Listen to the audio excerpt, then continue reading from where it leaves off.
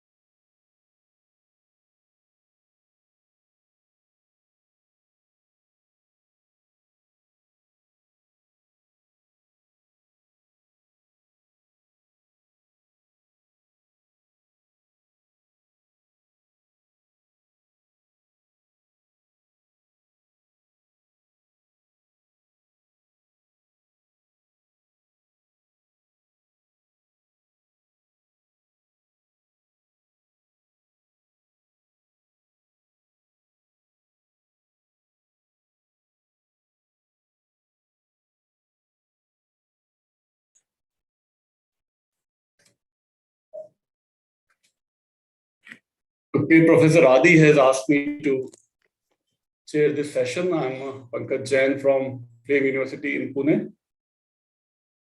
And this panel has three speakers. Professor Milan Kangamcha from Manipur University. Professor, if you are here, please say hello. Next speaker we have is Dr. Bhatshem Mavelin from Union Christian College in Shillong, Meghalaya. And third speaker we have is Dr. Govind Sharma from Assam University. I think Professor Milan is not here yet, to the best of my knowledge. So probably I'll go ahead and invite Dr. Bhatshem Mavelin from Shillong. Please start, sir, in the interest of time. Hello, sir. Am I audible, sir? Yes, all good. Please go ahead, yes. Okay, very good evening to everyone. First of all, I would like to give my thankfulness to the organizers of this seminar who have given me a chance to present the paper in the seminar. So I am Bhatshem Maulin from Union Christian College, Shillong. So the paper that I'm going to present is titled as The Concept of Horizon in Husserl's Phenomenology, a Critical Reading of Self and Other in Indian Context. So now we will start by looking at this term and how to connect this term with Indian thought, and especially on the critical reading of self and other. In a concrete phenomenal world, it is not easy to define the well-familiar term horizons, which we are using in our everydayness. As one might perceive and see, it is, in fact, an abstract notion which is complicated and difficult to articulate it correctly in a proper sense of the word. The horizon is a term which is derived from the Greek verb horizo, which denotes to divide or to separate, which come from the word oros that refers to a landmark or a boundary. The meaning of horizon in everyday language, the most commonly used of the horizon, as the Oxford English Dictionary defines it, the boundary line of the part of the Earth's surface visible from a given point of view, the line at which the sky and the earth meet. A familiar illustration is the boundary line of the earth and the sky when we explicitly see in the ocean. By analogy with the paradigm case of visual horizon, the term horizon may also be used to designate the boundary or a limit of any circle or sphere of view, thought, and action, that which bounds one's mental vision, the limit or range of one's knowledge, experience, and interests. Consequently, from a closer examination of the ordinary usage of the term, two ideas gripping in our mind. These are, firstly, a horizon is a boundary of some sort, and secondly, it is relative to certain conditions. The everydayness usage of the term has been categorized systematically by Saulius Dionysius in his book, The Origins of the Horizons in Husserl's Phenomenology, into three thought-provoking dimensions. The horizon is truly the limit which is possible to unearth the phenomenal objects in the world. It is a sine qua non for the phenomena within its limits to manifest itself and temporarily prevents one's perception to see beyond the horizon. The other connotation of the term implies to delimit, and this delimitation implies determination. The phenomena at hand are limited in order to determine. It is this determination that gives the meaning of an object more significant than another in the field of vision. As an illustration, a sailboat that is closer to us will appear larger in size than the other one that is in the horizon. If the sky is a deep blue, a red pin maker may show up more vividly than a blue one. The horizon stands before us in such a way as to provide us with a sense of direction or orientation. Now we'll discuss some more on what is this horizon. The horizon is something which is unlimited within its own limitation.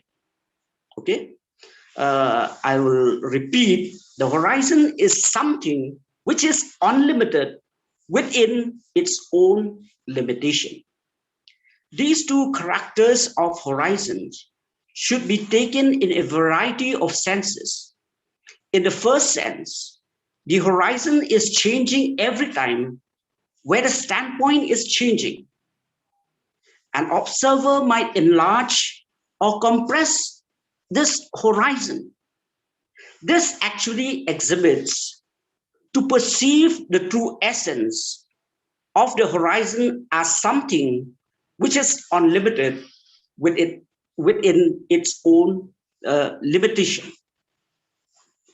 What is more, the horizon always has a limit, how much one can compress or enlarge or change one's standpoint. However, still there will be a limit. The idea of the horizon is also found in the writings of Martin Heidegger. He asserts there would be no final horizon, since each horizon is referred on to a further horizon. The horizon as such would remain without limit. But then how is the horizon supposed to be what its own name says? How is it supposed to be what delimits if it is essentially lacks limits? A limitless horizon is like a crooked straight line. The horizon, as remarked, is a line that marks the intersection of the sea and the sky. It is, however, a peculiar line. Its peculiarity lies in the fact that this line is neither drawn nor can it be drawn.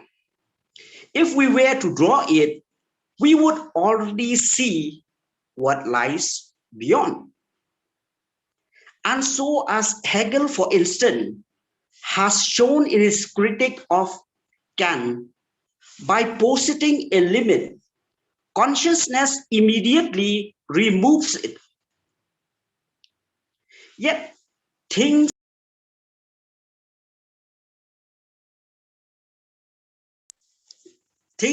appear different in regard to a line that in principle evades determination. The more I approach it, the more it recedes. The more I advance towards it, the more it distances itself from me. Thus, already as in everyday usage, the term horizon reveals itself and irreducibly malleable due to its ineradicable plasticity. The horizon shows itself as an unsurpassable limit. Such being the case, no matter how much we can try to enlarge the field of vision, knowledge, or experience, the field in question nonetheless remains limited. This is the second sense of the horizon, which I want to highlight. The horizon is a limit that is in principle unsurpassable. With regard to the possibility to enlarge and compress the horizon lies in our where's about. The where's about or standpoint changes the horizon we perceive. We can easily enlarge or we can compress the horizon by shifting ourselves near or far away from the present standpoint. The essence put in the picture that the horizon is not independent in its existence, but relative to the standpoint of the subject, it has a very close relationship with the belongingness or the situatedness, or in other words, the belongingness or situatedness and the horizon cannot be separated. It is this dynamic character of the belongingness that gives one of the structure of the self to the other encounter within this horizon. I'll not take the time. So now we will look about the encounter between the self and the other in Indian context. In today's phenomenological studies, terminology like self-actualization, self-evaluation, self-awareness, or the sense of the self, or the self, other, and so forth. In Indian thought, whenever one refers about jiva, they are referring to the self as a being that goes through birth, and death stages. When someone refers to Bhog or experiencer, they are referring to the I on the intellectual level and the other in the social level. The horizon demonstrates our open-mindedness towards the other, respecting and understanding the other. These are transcendental, phenomenological, and cognitive dimensions, respectively. The self is accountable to actively honoring, respecting, and recognizing the other's commitment and attention. This may help us to remind that this is a fundamental element of a dharma and kartavya in Indian philosophy or even in Indian context. Kartavya is a single term for duty. When we say something that is our obligation, we mean that we feel you should do this because it is your responsibility and duty towards other human beings. The study further develops the encounter between the self and the other based on the fundamental Indian experience, which is an empathetic experience. Empathy is a phrase used by psychological researchers to represent several separate but complementary, understandable, emotive procedures engaging self and other. One of which was to understand whatever the other individual is going through. The next is to comprehend what any individual is going through, as well as the last is to react humanly to the other's human's experience, which is more clearly expressed as sympathetic conduct.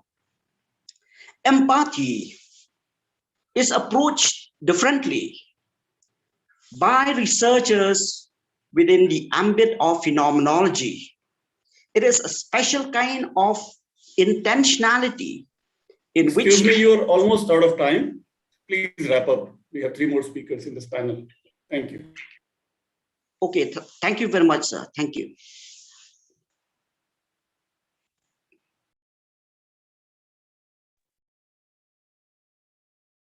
Oh, okay, you're done. I thought you'll just conclude. I just requested you to wrap up anyway. All right. So I'll probably now invite next speaker, Dr. Govind Sharma from Assam University.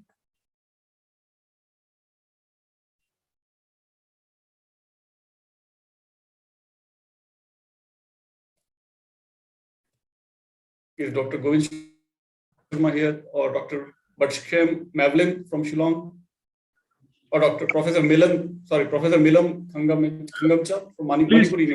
Professor Milan, if he's having difficulty in connecting with the Zoom link. He's been trying. He was there often. I could see. Even now, I can see him. Professor Milan.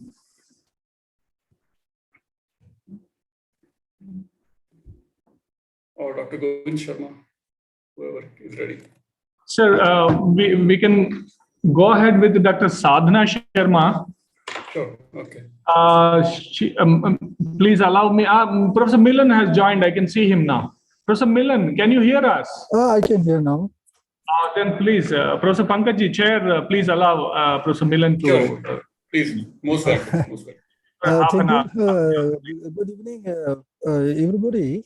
I really thank Professor Nataraju and Professor Pankaj, who is chairing today's session, for giving me this kind of opportunity to present some of my ideas. Actually, what I'm going to say today, present, is more on a conceptual plane, not any kind of detail or something like that. It is based on the kind of research I have been undertaking during the last 3-4 years. Actually, the title of my presentation is it's a bit, as I said in the beginning, at the outset, that it is more conceptual, the kind of framework kind of approach towards understanding the kind of method which is required for having a contemporary kind of awareness, understanding, appreciation, grasping of the spirit of Indian philosophical traditions. I mean classical, not contemporary Indian philosophy. So when I say contemporary understanding of classical Indian philosophy, this is the title, first title, Contemporary Understanding of Classical Indian Philosophy, subtitle, based on which philosophical method? How are we going to understand classical Indian philosophical traditions and their ideas, their concepts, their theories by the contemporary Indian students of philosophy, teachers teaching philosophy in the Indian universities, researchers? This question came to my mind after a long struggle, right during my time when I had undergone training as a young teacher in the Indian Council of Philosophical Research, Lucknow Center, Academic Center. I'm talking about 91 to 1997. 97 was the last year I attended program conducted by Lucknow ICPR Center. Right now, I myself is still a member of ICPR. Next year, by March, it will be over. So I have been having certain difficulties because I studied classical Indian philosophy in Madras University. Professor R. Balasubramanian was my teacher. He was my teacher. I was taught mainly very nicely all the systems of Indian philosophy, but Vedanta, Advaita Vedanta was the kind of thing we were habituated with by Professor Arbi. Now, after I joined Manipur University as a regular teacher in 1991, November 30, I've encountered a lot of difficulties. Indian philosophy on one side, and Western philosophy on the other side. It affected my career also. It's existential crisis. It has seriously affected my career. I became completely disillusioned. Wherever I go for seminars, national seminars, Indian Philosophical Congress seminars, wherever I go, everybody is saying, criticizing Indian philosophy. All kinds of criticism. What is living and what is dead about Indian philosophy. Professor D.P. Chattopadhyay's book, What is Living and What is Dead. Then, second point, which I heard, I noted down date, time, year, everything. I will not name the senior professor. He is well known. He studied in Oxford University. Indian professor. He didn't allow us to cite any text, Sanskrit text. He said, past is past, go on. You give your argument. How can I give the argument? Indian philosophy has its own method. Indian philosophical tradition has its own method. Then this he will not hear. He says, and his statement is still repeated till today.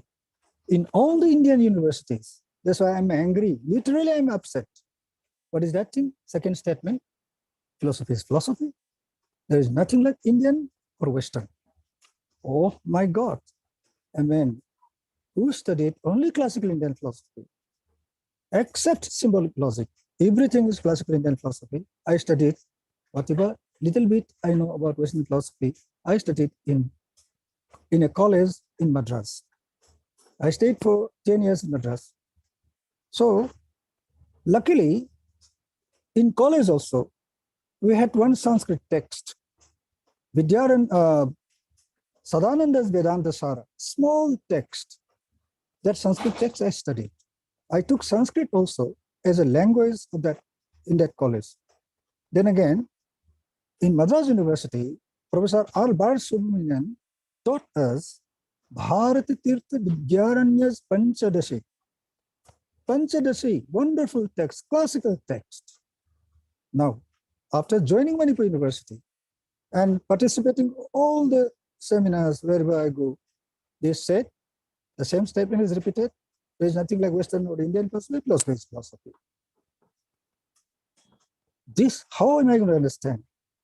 Then once you say which method you are following to interpret Indian philosophy, and unfortunately, this issue is very complicated. I cannot speak about this without bringing in politics, the very context in which philosophy departments in post-independent India has been dealing with all these subjects taught in the Indian universities. Kindly verify, kindly analyze the subjects taught in the Indian universities. What is the ratio between Western philosophical subjects taught and the Indian philosophical subjects taught? How many philosophical texts, Western philosophical texts are taught to the students? Text in our department, we have PI, philosophical investigation of Wittgenstein. I respect Wittgenstein. I don't think Wittgenstein belongs to analytical philosophy. G. Moore and Bertrand Russell has misappropriated him. Wittgenstein is a totally different person. I don't accept him, misappropriating him by G. Moore and Bertrand Russell. Okay, that's a different matter. What I'm going to say is, without understanding the ratio of the subjects taught with Indian philosophy on one side, Western philosophy on the other side, Indian philosophy is less represented, underrepresented, and the textbooks are not proper. I have taught November 13 is the 30th year.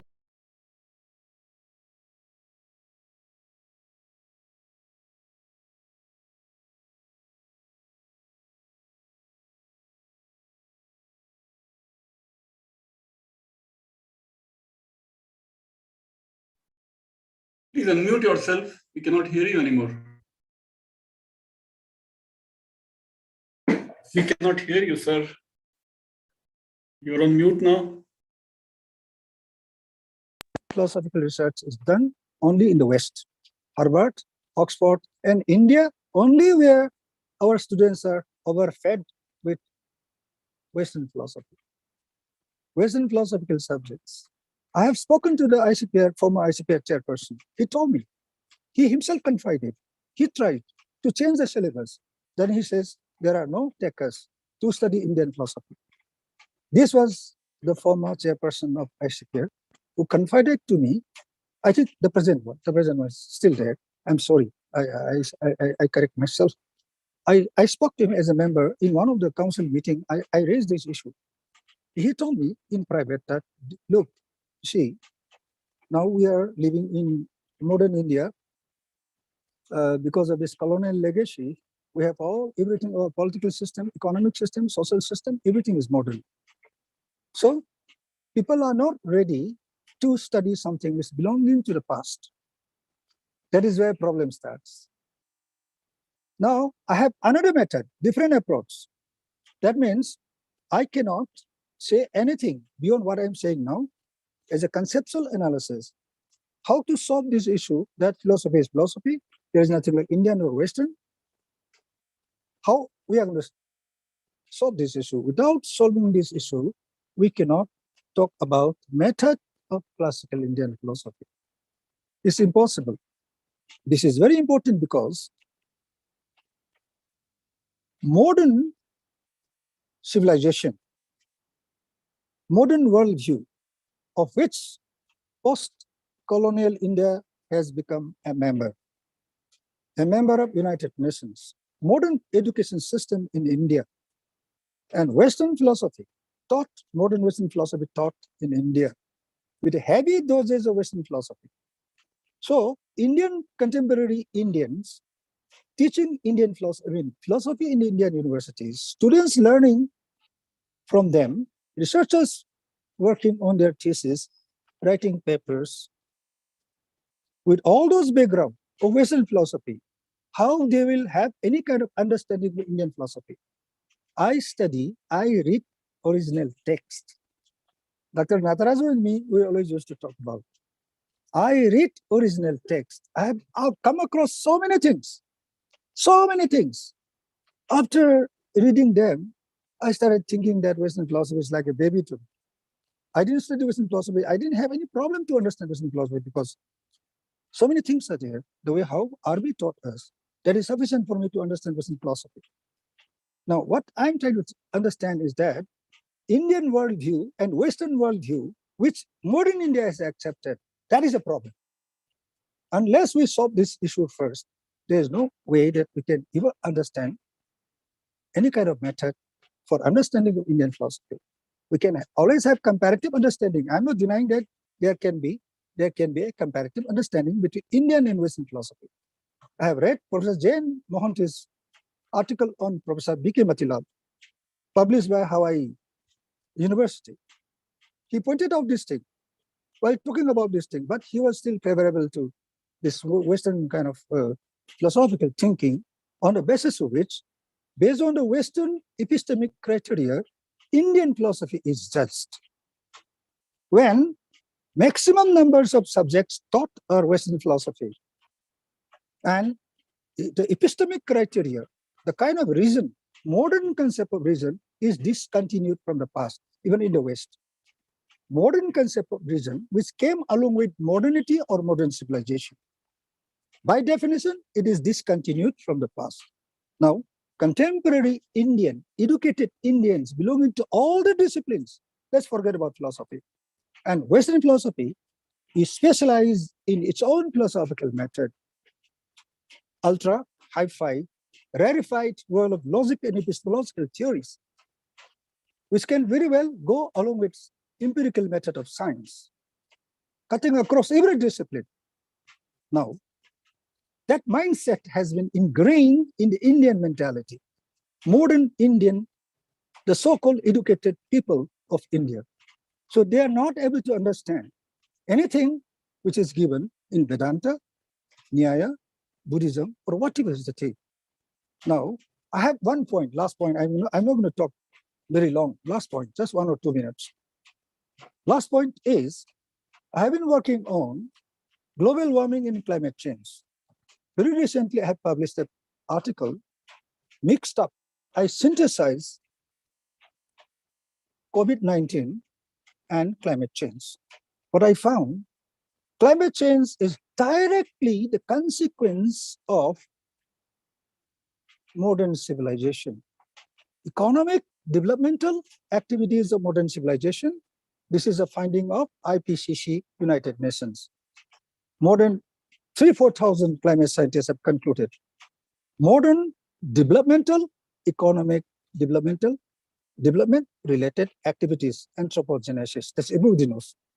Everybody knows now, but the present global power is not able to accept this thing. So Indian philosophy is non-dualistic metaphysical foundation. Modern civilization, which Indian political system, economic system today follows, is nothing to do with ancient Indian kind of Vedantic worldview. In the Vedantic worldview, there is nothing like dualism between man and nature. Because of that, global warming has occurred. I have worked, I have done research. I'm not jumping to the conclusion. I have written thousands of papers on this. Very soon I'll be bringing out books on this. I am doing critical research. I don't do anything, teaching and working on this. And behind my mind, I have Indian philosophy, Vedanta's worldview. And I have developed the ancient Indian. I'm trying to bring out Nagarjuna and Shankara's negative reasoning, which has exhausted every available epistemic tool today. Let's talk about the best of the analytical philosophical thinking. Shankara and Nagarjuna before Shankara, they had developed this negative argument, negative reasoning as a philosophical method, which did not deny the existence of the world, it had that kind of non-dualistic worldview, which will save the planet, all the living beings of the planet. That is my existential angst, crisis. Keeping that view in my mind, I have this larger Indian philosophical worldview in my mind. I know that we cannot change this world today. It is impossible to change this world, but the only to save the world is following a non-dualistic Oriental or Southeast Asian worldview where there is no man and nature dichotomy. This, I have not found anybody talking about it. Anthropogenesis, anthropocentrism, logocentrism, subject-object dichotomy, the problem of predication, then spectator's theory of knowledge in Western philosophy, Western epistemology.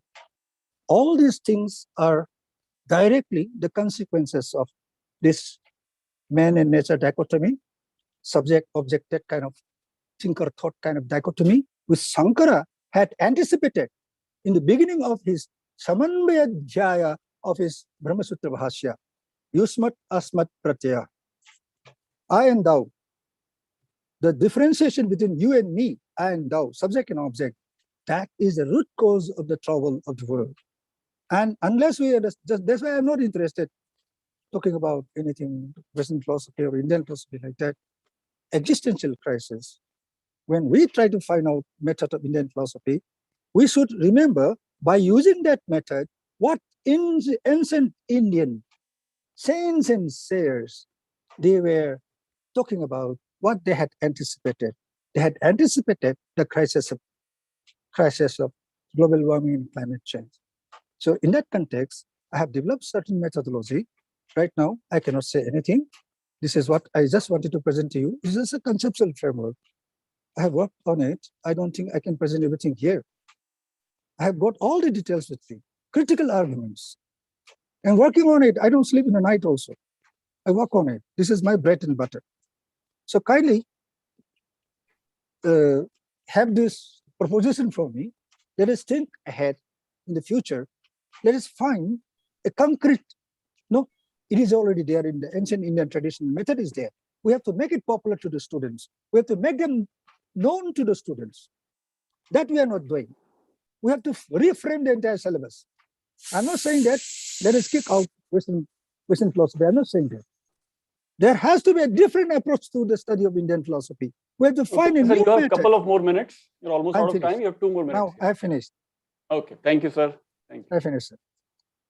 All right. I think with Professor Adi's permission, I would like to invite now Dr. Govind Sharma from Assam University, if he's here. Chair Professor, he is saying that he'll speak last, and maybe you can invite Dr. Sadhana Sharma. Sure, yeah, okay. Dr. Sadhana Sharma, please. Yeah. I'll read a couple of credentials on your behalf, if you allow me. Sure, please. Yes. Please. This is Dr. Sadhana Sharma, Assistant Professor, Department of Sanskrit Grammar. There is a Department of Vyakarana Department at Kameshwar Singh, Darbhanga, Sanskrit University, Darbhanga. And she is also Sanskrit news reader and translator, All India Radio.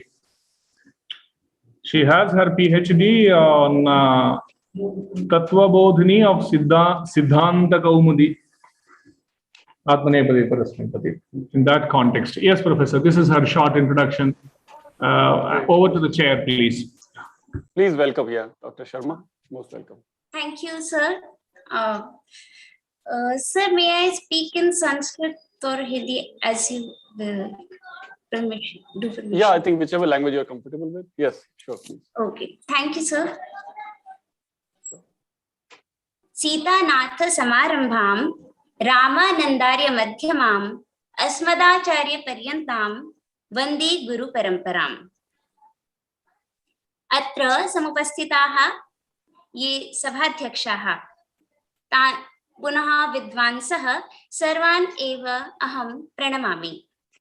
पुनः अद्यतनीयः मम विषयः वर्तते व्याकरणदर्शने प्रयुक्ताः विधयः. यथा अद्य संगोष्ठ्याः विषयः अस्ति यत् दर्शनं, भारतीयं दर्शनं विधयश्च। भारतीय दर्शने किं भवति? दर्शनम् अर्थात दृशिः धातोः ल्युट् प्रत्यये कृते। दृशि धातु से जब हम ल्युट् प्रत्यय करते हैं तो करण अर्थ में दृश का मतलब होता है ज्ञान। तो ज्ञान जिस भी माध्यम से होता है वह हर प्रकार के चिंतन को हम दर्शन कहेंगे। सर्व प्रकारकं चिंतनम दर्शनम उच्यते। इदानीं अस्मिन् ज्ञाने बहुनि प्रमाणानि भवन्ति। सभी भारतीय दर्शन में प्रमाण को स्वीकार किया जाता है। इन प्रमाणों में से कुछ प्रमाण है जैसे कि प्रत्यक्ष, अनुमान, उपमान और शब्द। आप्त प्रमाण को भारतीय दर्शन में प्रायः सभी के सभी लोग ही मानते हैं। यदि चार्वाक दर्शन में नहीं भी, या कई दर्शनों में जो नास्तिक दर्शन है उसमें वैदिक को प्रमाण नहीं माना जाए, तब भी हम किसी भी अनुसार से प्रमाण तो मानते ही है आप्त को। वैदिक वाक्य, आप्त प्रमाण का अर्थ होता है वैदिक वाक्य। तो वैदिक अर्थात वेद, इन वेद में के अंगों में से एक अंग है व्याकरण, जो कि मुख्य अंग है। अतएव उच्यते मुखम व्याकरणम स्मृतम। वेदांग का मुख, वेद का अंग है, जो मुख है वो है व्याकरण। तो जिस प्रकार से यथा मुखेन विना कस्यापि अभिज्ञानम न भवति, तथैव व्याकरणं विना वेदस्य अध्ययनम् अपि क्लिष्टम् अस्ति। अतः व्याकरणम् अत्यावश्यकं वर्तते। व्याकरणं किम? व्याकरण में हमारा भाषा विज्ञान हो या दर्शन हो या फिर ध्वनि विज्ञान हो, वर्ण विज्ञान हो, ये सभी के सभी इसी में समाविष्ट हैं। इसमें से हम सबसे पहले आते हैं कि व्याकरण की कुछ परंपराओं पे। यदि हम व्याकरण का मूल देखें, मूल यानी कि माहेश्वर सूत्र, माहेश्वर सूत्र अपने आप में एक दर्शन को भी द्योतित कर रहा है और साथ ही साथ में एक बहुत बड़ी शिक्षण पद्धति को भी द्योतित कर रहा है। अ ई उन रील रिक ए ओम आई औच हय वरट लण यमंगणनम झ भई घ ढ धश ज ब ग ड दश ख फ छ ठ थ च ट त क पै श ष सर हल। ये है माहेश्वर सूत्र। इसी माहेश्वर सूत्र के कारण हम प्रत्याहार बनाते हैं। प्रत्याहार एक संक्षेपीकरण की विधि को दिखाता है। कैसे? तो जैसे कि यदि हम अच प्रत्याहार बोलते हैं तो अच प्रत्याहार से हमें पता चलता है उसके अंदर स्वर आएंगे। इसी प्रकार से यदि हम हल बोलेंगे तो हल से पता चलता है कि इसमें व्यंजन आएंगे। यदि हम यण प्रत्याहार बोलेंगे तो य व र ल, इस प्रकार से वर्णों का हमें बोध होता है। यह जो व्याकरण विधि है, इसमें दो विधियां आती हैं। एक है सिद्धांत पक्ष और एक है दर्शन पक्ष। सिद्धांत पक्ष का भी एक अपना दर्शन है और दर्शन पक्ष में तो हम जानते ही हैं कि स्फोट विज्ञान हो कि ब्रह्म विज्ञान हो, ये सारी चीजें वहां पर हैं। तो सिद्धांत पक्ष में क्या होता है कि सिद्धांत पक्ष भी दो प्रकार का होता है। एक है प्राचीन और एक है नव्य। प्राचीन जो है वह अष्टाध्यायी के क्रम से होता है। अष्टाध्यायी के क्रम से होने के कारण वहां पे जो है उसकी विधियां अलग ही हैं। अष्टाध्यायी में सूत्रों की विधियां ये हैं कि वहां पे पहले संज्ञा प्रकरण है, और परिभाषाएं हैं पहले अध्याय में। दूसरे अध्याय में वहां पर समास बताया गया है। जितने भी प्रत्यय हैं वो सभी के सभी तृतीय, चतुर्थ और पंचम में हैं। जी बस हो गया जी। जी सर, तीसरे, चौथे और पांचवे में है। और छठे अध्याय से सभी जितने भी आदेश हो या किसी के जगह कोई विकार होता है वो बताया गया है। और अष्टम अध्याय में जितने भी जो सिद्ध नहीं होते हैं, असिद्ध सूत्र जितने भी होते हैं वो वहां पर बताए जाते हैं। इसी प्रकार से हम आते हैं अब अपने दर्शन पक्ष में।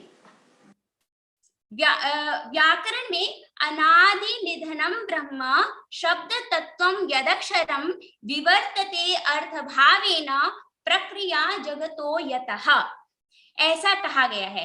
अर्थात कि यहाँ पे जो ब्रह्म है वह अनादि है और अनिधन है, मतलब जिसका न आदि होता है और न ही तो कोई अंत होता है। इस ऐसे को हम ब्रह्म कहते हैं। विवर्तते अर्थभावेन, और जो शब्द ब्रह्म जो है उसका ही जैसे कि ब्रह्म हम वेदांत में मानते हैं कि ब्रह्म का ही विवर्तवाद है जगत, उसी प्रकार से शब्द ब्रह्म का ही विवर्तवाद है अर्थ। यहाँ पर ये है इस प्रकार से, यहाँ इसके अंदर ये सारी चीजें। धन्यवाद। धन्यवाद। ओके, थैंक यू, धन्यवाद धन्यवाद। Okay, Professor Adi, who is the next speaker? Yeah, Dr. Govind Sharma is here. Dr. Govind Sharma is here. Okay, we invite Yeah, now Dr. Govind Sharma is Associate Professor, Department of Sanskrit, Assam University, and he is associated with our philosophy department for the last 1 decade. And he's part of our RAC programs, research programs as well. He is a Nayayika. He is thorough into his area, the Nyaya philosophy, and let's listen to him, Professor. Sure, most welcome. उपस्थितेभ्यो सर्वेभ्यो प्रणम्य नूतन जलधर रुचये गोपवधीतृकुल चौराय तस्मै कृष्णाय नमः संसार महीरोहस्य बीजाय चूड़ामणिकृतो वलयितवासुभिः भवो भवतु भव्याय लीला तांडव पंडितः इत्यनेन आदौ तत्र मंगलम कर्तव्यम इति अस्माकं परंपरा विद्यते। हमारी परंपरा रही है कि हमें आदि में, मध्य में, अंत में मंगल करना चाहिए। मंगलादीनि मंगल मध्यानि मंगलांतानि च शास्त्राणि प्रथन्ते वीरपुर, ये महाभाष्य की पंक्ति है। तो आदि में मंगल, मध्य में मंगल, अंत में मंगल। न्याय दर्शन में जब हम आते हैं, न्याय दर्शन का आरंभ ही या न्याय दर्शन का जो अर्थ है वो स्वयं में अपने आप एक पद्धति है। किस प्रकार से? तो न्याय दर्शन का जो अर्थ है, नियते प्राप्यते विविक्चितार्थः या अर्थ सिद्धि अनेन इति न्यायम्। तो येन प्रकारेण येन विधिना तत्र अस्माभिः अर्थ प्राप्यते, अर्थ सिद्धि भवति, विविक्चितार्थ की तरफ हम बढ़ते हैं। वह जो भी विधि है वह क्या विधि होगी?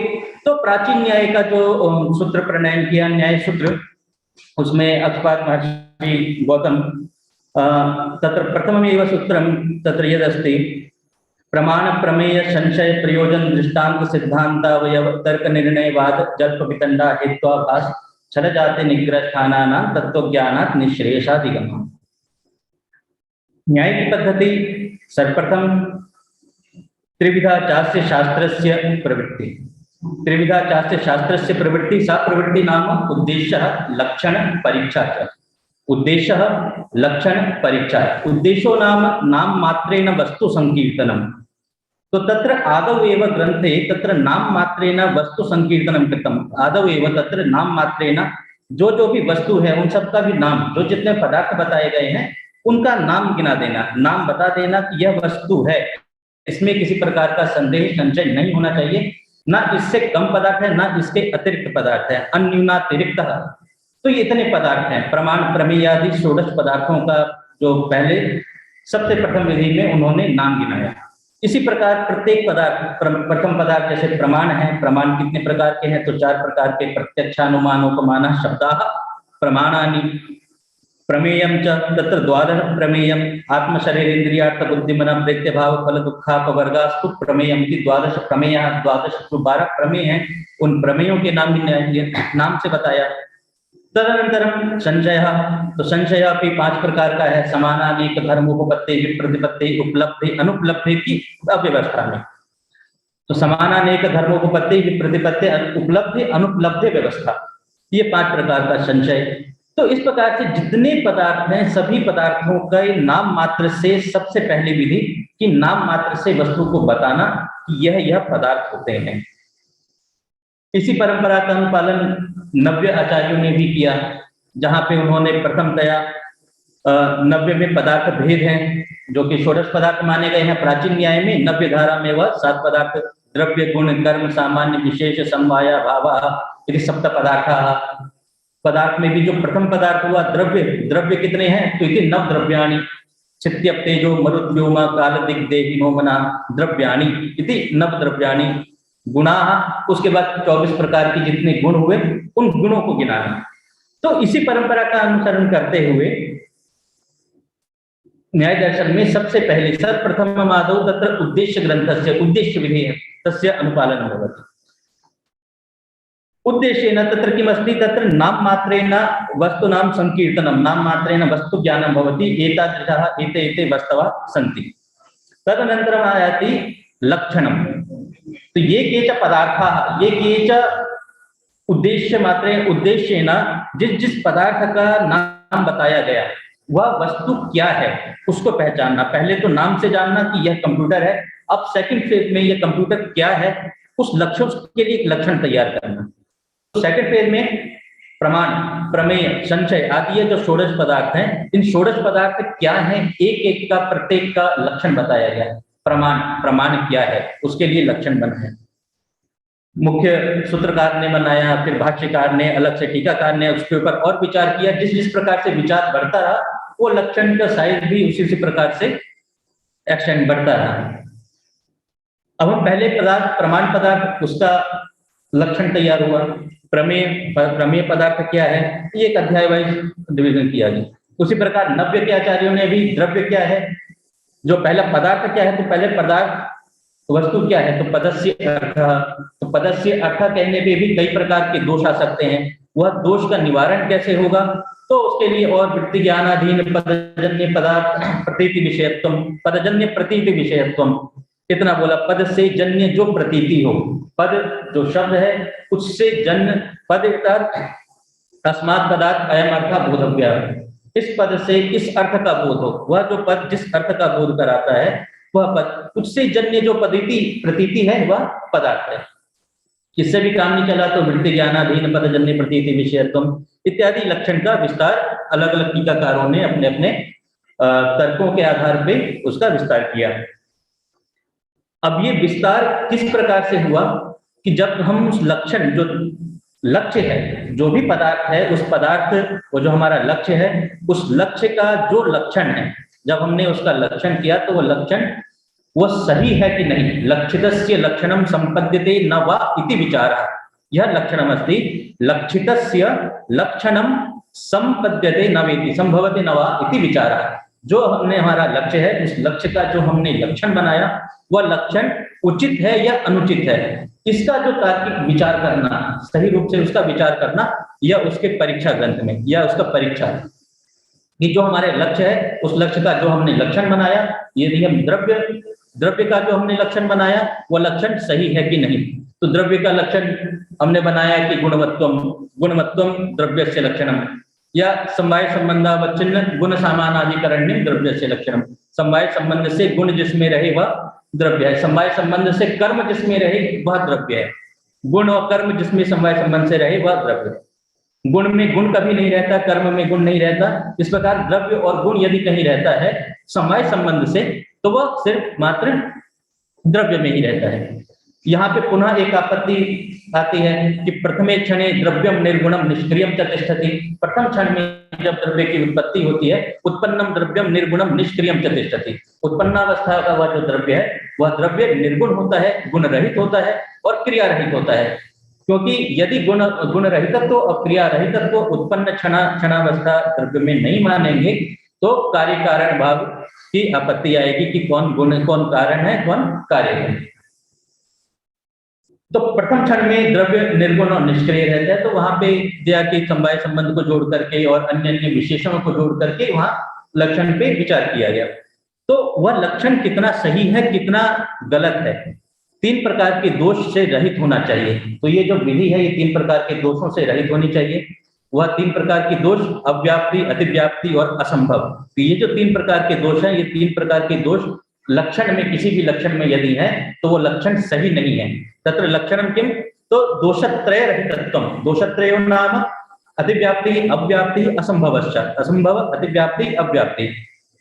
जो हमारा लक्षण है वह लक्षण उस लक्ष्य को छोड़ करके यदि कहीं और चला जाता है, लक्ष्य में भी रहे, लक्ष्य को छोड़ करके कहीं और चला जाता है, लक्ष्य अलक्ष्य वृत्तित्वम, लक्ष्य में भी रहे और लक्ष्य के साथ साथ में यदि अलक्ष्य में चला जाए तो अतिव्याप्ति। और जो हमारा संपूर्ण जो हमारा लक्ष्य है, लक्ष्य मात्रा वृत्तित्वम, लक्ष्य में लक्ष्य एक देशावृत्तित्वम, लक्ष्य के एक भाग में है और एक भाग में नहीं है।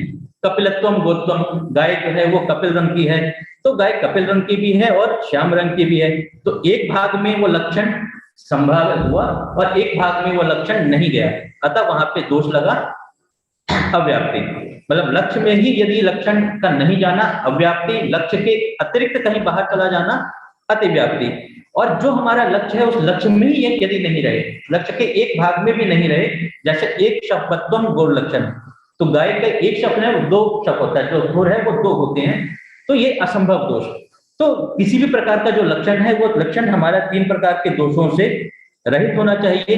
तो ये त्रिविधा चास्य शास्त्र से प्रवृत्ति, न्याय दर्शन से प्रवृत्ति तथा त्रिविधा अस्ति, उद्देश्य लक्षण परीक्षा।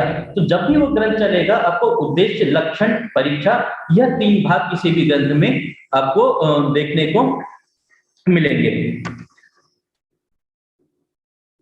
जहां प्राचीन न्याय में देखते हैं कि प्राचीन न्याय में जो षोडश पदार्थ है, षोडश पदार्थ को बताया, या अभी आरंभ में जो मैंने मंगलाचरण किया, या मया तत्र मंगलाचरणम मंगलम कृतम, तदपि तत्र मंगले तत्र मंगलम निरर्थकम न, तत्र मंगलम सफलम निष्फलम वा इति जिज्ञासा जायते। मंगलम यदि मंगलम तत्र आरंभे तत्र कस्यापि ग्रंथे यदि मंगलम क्रियते चेत् तत् मंगलम सफलम अस्ति, तस्य कोऽपि फलम अस्ति न वा, केवलम नास्ति।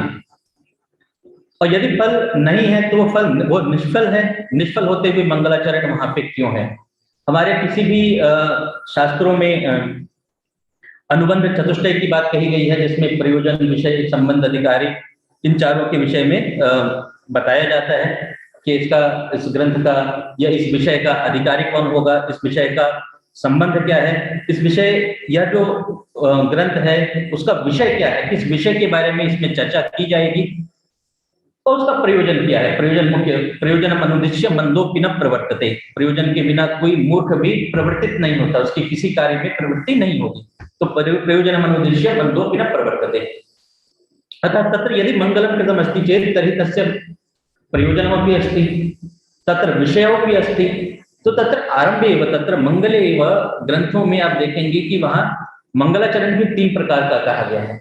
वह शास्त्रों में मंगलाचरण 3 प्रकार का है, आशीर्वादात्मकम, नमस्कारात्मकम और वस्तु निर्देशात्मकम। तो जहां वस्तु के बारे में, जिस पदार्थ के बारे में जहां चर्चा की जाए, मंगल में बताया जाए, वह वस्तु निर्देशात्मक मंगल।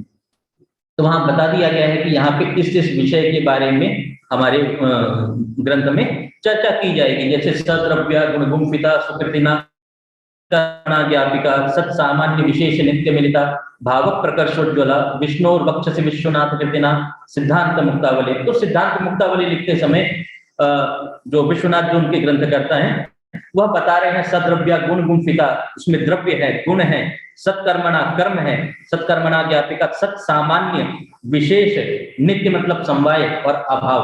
ये 7 प्रकार के पदार्थ हैं। 7 प्रकार के पदार्थों के बारे में हम इसमें चर्चा करेंगे। उसी प्रकार उन्होंने नमस्कारात्मक मंगल भी किया, चूड़ा मणि कृत विधु वलय कृतवासुकी, तो वहां पे भवतु भव्याय, भव शिव, वो शिव को, या जो मूल जो कारिकावली है उस कारिकावली में नूतन जलधर रुचय करके श्री कृष्णाय नमः, वहां पे उन्होंने कृष्ण को नमस्कार किया, तो नमस्कार किया। तो वहां विषय भी पता चल रहा है हमें, प्रयोजन भी पता चल रहा है, संबंध भी पता चल रहा है, और इस ग्रंथ को जो वो समझ सके उसके एक मिनिमम एक रिक्वायरमेंट होती है कि क्या कौन उसको समझ सकता है। एक ऐसा बच्चा जिसको क ख ग या अल्फाबेट्स नहीं आते हो, जिसने व्याकरण आदि नहीं पढ़ा हो, वह उसके लिए अधिकारी नहीं है। तो मिनिमम एक रिक्वायरमेंट कि हमें इसके लिए यह चीज आना चाहिए, तब हम उसको समझ सकते हैं, हम उसको जान सकते हैं। तो वहां अधिकारी का बात पता चलती है। जहां मंगल कर रहे हैं, मंगल है कि नहीं, मंगल करने का ये फल है कि नहीं, कुछ मंगल करने से हमें क्या लाभ है, तो एक मत उसमें जो दिया गया कि मंगल निष्फल है, मंगल करने का कोई फल नहीं है। क्योंकि जो लोग बोलते हैं, जो सिद्धांत पक्ष में जो कुछ नैयायिक ऐसा बोलते हैं कि मंगल करने से ग्रंथ की समाप्ति होती है, ग्रंथ समाप्ति फलम तस्य फलम ग्रंथ समाप्ति तत् नास्ति। और एक कुछ नैयायिक ऐसा बोलते हैं कि मंगल करने से ग्रंथ की समाप्ति नहीं, विघ्नों का ध्वंस होता है, विघ्न का ध्वंस होगा, और ग्रंथ की समाप्ति तो बुद्धि प्रतिभा आपके कार्य कैसे करते हैं उस पे निर्भर है, लेकिन जो आने वाले विघ्न है वो विघ्न को समाप्त करता है मंगल। ये दो मत है। तीसरा एक और मत कहता है कि मंगल निष्फल है, मंगल का कोई भी फल नहीं है, वो उसके बारे में तर्क देते हैं। तर्क क्या है कि विनापि मंगलम यत्र मंगलम न दृश्यते, यत्र चार्वाकादि ग्रंथेषु नास्तिकादि ग्रंथेषु मंगलम तत्र यत्र न दृश्यते तत्रापि ग्रंथ समाप्ति दृश्यते। जहाँ पे मंगल नहीं है लेकिन हमें ग्रंथ समाप्ति मिलती है। और यत्र मंगलम दृश्यते सत्यपि मंगले, सत्यपि मंगले कादंबरी आदि ग्रंथे, कादंबरी जो बाणभट्ट का लिखा हुआ ग्रंथ है उसमें बहुत बड़ा बड़ा मंगल है, कई पेजेस का मंगल है, लेकिन वह ग्रंथ समाप्त नहीं हो पाया। तो यदि मंगल करने से ग्रंथ की समाप्ति होती और मंगल करने से यदि ग्रंथ के समाप्त होता, तो जहां पे मंगल नहीं है वहां पे समाप्ति नहीं होनी चाहिए। यदि कारण नहीं है, कारण के अभाव में कार्य नहीं होगा।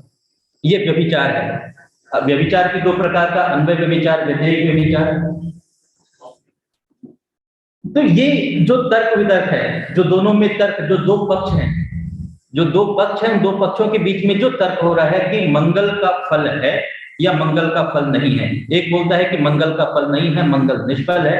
मंगलम निष्फलम किमर्थम यत्र ग्रंथेषु नास्तिकादीनां ग्रंथेषु यत्र मंगलम न दृश्यते तत्रापि ग्रंथ समाप्ति अस्ति, और यत्र मंगलम अस्ति, जहां पे मंगल है वहां पे ग्रंथ समाप्ति नहीं देखी गई है। तो दोनों तरफ से व्यभिचार हुआ, अन्वय व्यभिचार भी, व्यतिरेक व्यभिचार भी।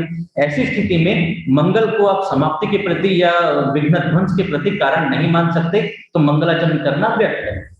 दूसरा उसका उत्तर देते हैं कि नहीं, मंगल सफल है। वहां पे जहां पे मंगलाचरण नहीं है वहां पे यदि आपको ग्रंथ समाप्ति दिखती है तो हो सकता है कि वो मंगल ग्रंथ में नहीं किया हो। वहां पे अक्षरशः बिल्कुल न्याय दर्शन में प्रत्येक अक्षर का, प्रत्येक शब्द ही नहीं, प्रत्येक अक्षर का बहुत महत्व है। वहां उन्होंने स्टार्टिंग में दिया है कि ग्रंथतः निबध्नाति, क्यों किया है, तो ग्रंथ में क्यों किया है मंगल, उसका कारण बताया कि विघ्न विघाताय कृतम मंगलम शिष्य शिक्षाये ग्रंथतः निबध्नाति। तो इस प्रकार से ये जो पद्धति है कि एक एक शब्द को बता करके कि उसका अर्थ आगे आपके लिए कितना आवश्यक है ग्रंथतः। तो ग्रंथ में मंगल क्यों किया, संभव है कि उस व्यक्ति ने मन में मंगल किया हो। जो मन में मंगल किया है वह मंगल भी उतना ही लाभदायक होगा, उसका भी उतना फल है। ग्रंथ में मंगल सिर्फ इसलिए किया कि आने वाली पीढ़ी को, पढ़ने वाले को ये पता चले कि हमें मंगल करना चाहिए। ऐसा नहीं है कि उसमें मंगल नहीं है, या उन्होंने ईश्वर को ध्यान नहीं किया, या उन्होंने कोई मंगलाचरण नहीं किया। मंगलाचरण ग्रंथ में नहीं किया कि उनको, छात्रों को, उन्होंने अपना मंगल कर लिया। ग्रंथ में करने से उनके छात्रों को, उनके पाठकों को यह पता चलेगा कि हमें मंगल करना चाहिए, या इसके राइटर ने, इस ऑथर ने, इस बुक के राइटर ने मंगल किया है ग्रंथ में। यह उसके उत्तर। जहां मंगल है फिर भी ग्रंथ समाप्ति नहीं हुई, वहां पे विघ्न इतने ज्यादा थे कि ग्रंथ समाप्त नहीं हो पाया। क्योंकि मंगल करने से विघ्नों का ध्वंस होता है, और विघ्न का ध्वंस, विघ्न जितना ज्यादा विघ्न होगा, विघ्न प्राचुर्यम और बलवत्तरा विघ्न, दो प्रकार का। या तो बहुत अधिक विघ्न आए, छोटे छोटे बहुत सारे विघ्न हो, या एक ऐसा इतना बड़ा विघ्न हो जो, और उन दोनों प्रकार के विघ्न के अगेंस्ट में जो मंगल खड़ा है, जो मंगल किया गया है, वो कहीं ना कहीं मंगल कम है। यादृशो यक्षा तादृशो बलि, जिस प्रकार का आपका शत्रु होगा उस प्रकार से आपको अपना बल प्रयोग करना पड़ेगा। यदि मंगल विघ्न बहुत अधिक है और मंगल उससे कम है तो उतने विघ्नों को वो समाप्त नहीं कर पाएगा। तो यह जो तर्क की जो एक प्रक्रिया है न्याय दर्शन में, उसमें प्राचीन में कथा में वाद जल्प वितंडा, 3 प्रकार है, वाद जल्प वितंडा। तो ये जो प्रकार है कि जहां किस तरीके से हमें डिबेट करना है, ये वाद जल्प वितंडा का अलग अलग पक्ष है। वाद में जहां एक का एक अपना कोई पक्ष रखता है, जैसे ईश्वरवाद है, उन्होंने रखा कि हाँ ईश्वर है, उन्होंने अपना एक पक्ष रखा है, किसी एक सिद्धांत का एक पक्ष रखा, तो वो एक पक्ष हो गया, अपना एक तरफा उन्होंने अपना पक्ष रखा है। एक तरफ 2 पक्ष जहां मंगल है और मंगल नहीं है, या ईश्वर है कि ईश्वर नहीं है, ईश्वर से सत्ता अस्ति अथवा नास्ति। आप 4 प्रमाण मानते हैं, प्रत्यक्ष, अनुमान, उपमान, शब्द, चारों प्रमाणों से ईश्वर को सिद्ध नहीं कर सकते। एक दर्शन बोलता है क्यों? क्योंकि प्रत्यक्ष प्रमाण से सिद्ध करने के लिए प्रत्यक्ष 2 प्रकार का, बाह्य प्रत्यक्ष, आभ्यंतर प्रत्यक्ष, मानसिक प्रत्यक्ष। बाह्य प्रत्यक्ष के लिए आपको शरीरेंद्रिया जो इंद्रियार्थ सन्निकर्ष होना चाहिए, और इंद्रियार्थ सन्निकर्ष तभी होगा जब गंध, रस, रूप, स्पर्श, शब्द आदि यदि गुण ईश्वर में हो, तभी आप उसका प्रत्यक्ष बाह्य इंद्रियों से कर सकते हैं। और जिसका बाह्य इंद्रिय से प्रत्यक्ष नहीं कर सकते, ऐसे विजातीय मन संयोग या मन का प्रत्यक्ष, मानसिक प्रत्यक्ष भी उसका संभव नहीं है। अनुमान प्रमाण से सिद्ध नहीं कर सकते, क्योंकि अनुमान प्रमाण करने के लिए आपको व्याप्ति बनानी पड़ेगी, पक्षता चाहिए, परामर्श ज्ञान चाहिए, और व्याप्ति तभी होगी जब व्याप्ति 2 प्रकार के, यत्र यत्र यत्र हेतु तत्र साध्यम, हेतु और साध्य दोनों का सहचर्य नियम, दोनों का साथ रहना। ईश्वर के साथ ऐसा रहने वाला कोई नहीं बताया जा सकता है कि यहाँ यह है वहां पे ईश्वर है, यह बताना संभव नहीं है, इसलिए अनुमान प्रमाण से संभव नहीं है। पक्षता तो बनेगी ही नहीं। सादृश्य ज्ञान, तो ईश्वर के समान सादृश्य कौन है? ईश्वर के समान सादृश्य कोई नहीं है, अर्थात उपमान प्रमाण से ईश्वर को सिद्ध नहीं कर सकते। शब्द प्रमाण से, शब्द जो है वैदिक वाक्य है, वेद है, और वेद जो है वो ईश्वरोक्त है, और ईश्वरोच्चारित तत्वात् जब ईश्वर में ही संदेह है तो ईश्वर के बोले गए, जो ईश्वर के दिए गए जो वेद है उसमें कैसे संदेह नहीं होगा? तो जिसमें संदेह होगा वह प्रमाण नहीं है। तो इस प्रकार से चारों प्रमाणों से ईश्वर को सिद्ध नहीं कर सकते, यह एक पक्ष। दूसरा पक्ष किरणावली न्याय कुसुमांजलि में उदयनाचार्य जी ने कई सारे हेतुओं से, अलग अलग जगह पे बिल्कुल सभी का खंडन करते हुए कई सारे हेतुओं से, कार्यायोजन धृत्यादे पदार्थ प्रत्येतः श्रुते वाक्यार्थ संख्या विशेषाच साध्यो विश्व विदव्ययः, इन सारे हेतुओं से ईश्वर को अलग अलग तरह से सिद्ध किया है अनुमान प्रमाण से। और जब अनुमान से सिद्ध होंगे तो उसके बाद आप उसको चाहे तो शब्द से प्रमाणित, शब्द जो वेद प्रमाण है उससे भी आप सिद्ध कर सकते हैं। हिरण्यगर्भा समवर्तताग्रे भूतस्य जाता पतरेक आसीत् सदाधार पृथ्वी द्याम उतैमाम कस्मै देवाय हविघा विधेम द्यावा भूमि जनयन देव एकः विश्वस्य कर्ता भुवनस्य गोप्ता इत्यादि अनंत श्रुतियां हैं। उन श्रुतियों से भी ईश्वर को सिद्ध की। तो यह जो परंपरा है, यह जो जल्प है कि एक पक्ष है और उसका खंडन करके कोई दूसरा पक्ष अपना मत रख रहा है, फिर एक पक्ष उसका खंडन करके कोई तीसरा, तो फाइनली एक डिसीजन एक जगह तक पहुंचते हैं। और एक तीसरा है जिसमें अपना मत। Sharma, within a minute if you can wrap up, then we'll have some question and answer. Just to be fair with everybody. We have enough time though. Yeah. एक और मत है यत्र स्वकीय मतम नास्ति, उनका बस एक ही उद्देश्य है कि दूसरे का जो बोल रहा है वो गलत है, पर पक्ष स्वपक्ष स्थापना ही ना, अपना कोई पक्ष नहीं है, अपना कोई मत नहीं है, लेकिन जो आप बोल रहे हैं वो मत गलत है, उसके लिए सारा जो वितर्क करते हैं। तो इस प्रकार से कथा की बहुत विस्तृत पद्धति हमारे न्याय दर्शन में मिलती है। और प्रोफेसर नटराजू सर को और पूरे फिलॉसफी डिपार्टमेंट को मैं बहुत बहुत धन्यवाद देना चाहूंगा कि उन्होंने मुझे यहाँ पे अवसर दिया आने का। हमारे सभाध्यक्ष प्रोफेसर जैन साहब को भी मैं बहुत धन्यवाद देता हूँ, नमस्कार देता हूँ कि उन्होंने मुझे अवसर दिया। बहुत बहुत धन्यवाद। Thank you doctor Sharma. And we have enough time, almost 20 minutes. So if I can invite the panelists first to, if they have any additional comments or questions to their fellow panelists, such as, because Dr. Mavlin was the first speaker, he didn't get enough time probably. If you want to say something else, our first speaker, you're welcome. You're from Union Christian College, Shillong.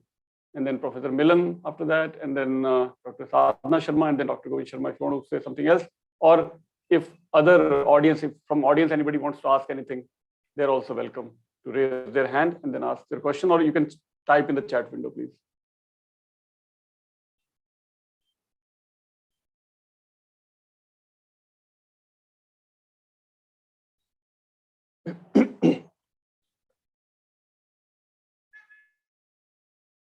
Any questions by and for?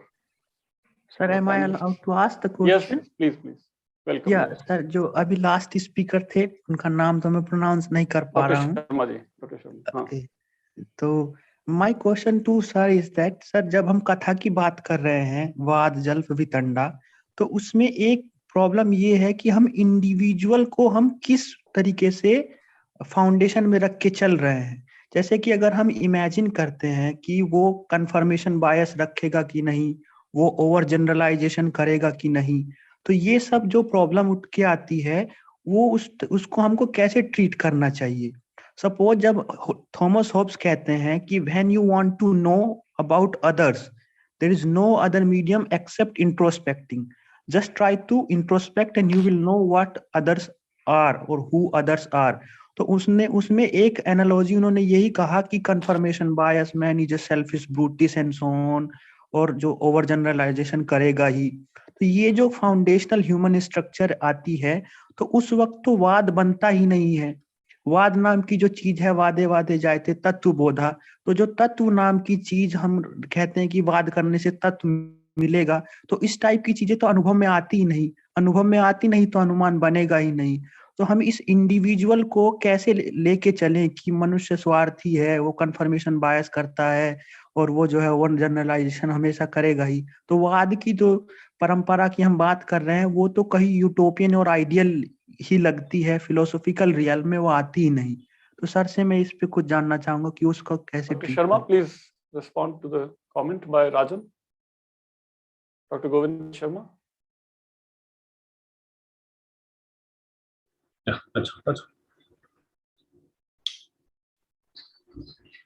जी, ये सबसे पहले तो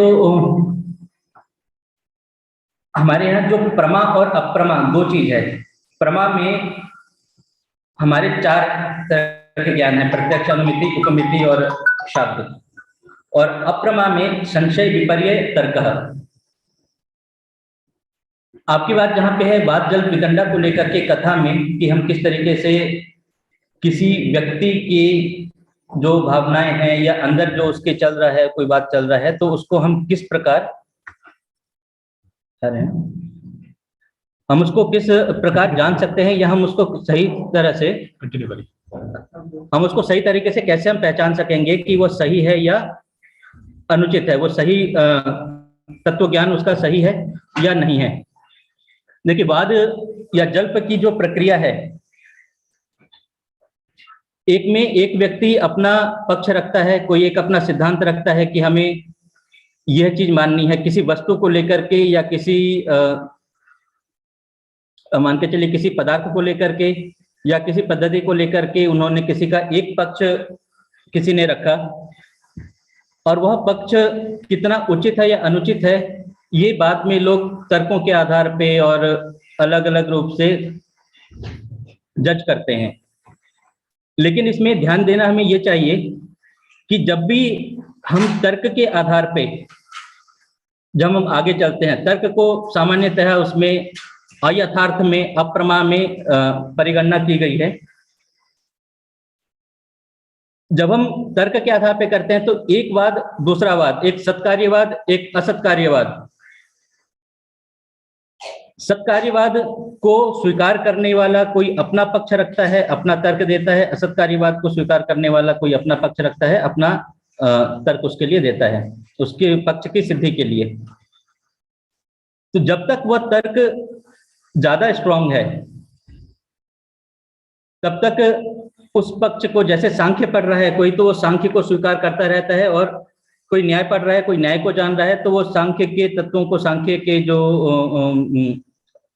सांख्य की जो विचारधारा है, सांख्य में जो सत्कार्यवाद माना है या कोई और दूसरा जो सिद्धांत माना है, उस सिद्धांतों को एक दृष्टि से देखता है, उस दृष्टि से उसके साथ वो तर्क भी करता है। फाइनल ज्ञान इसमें एक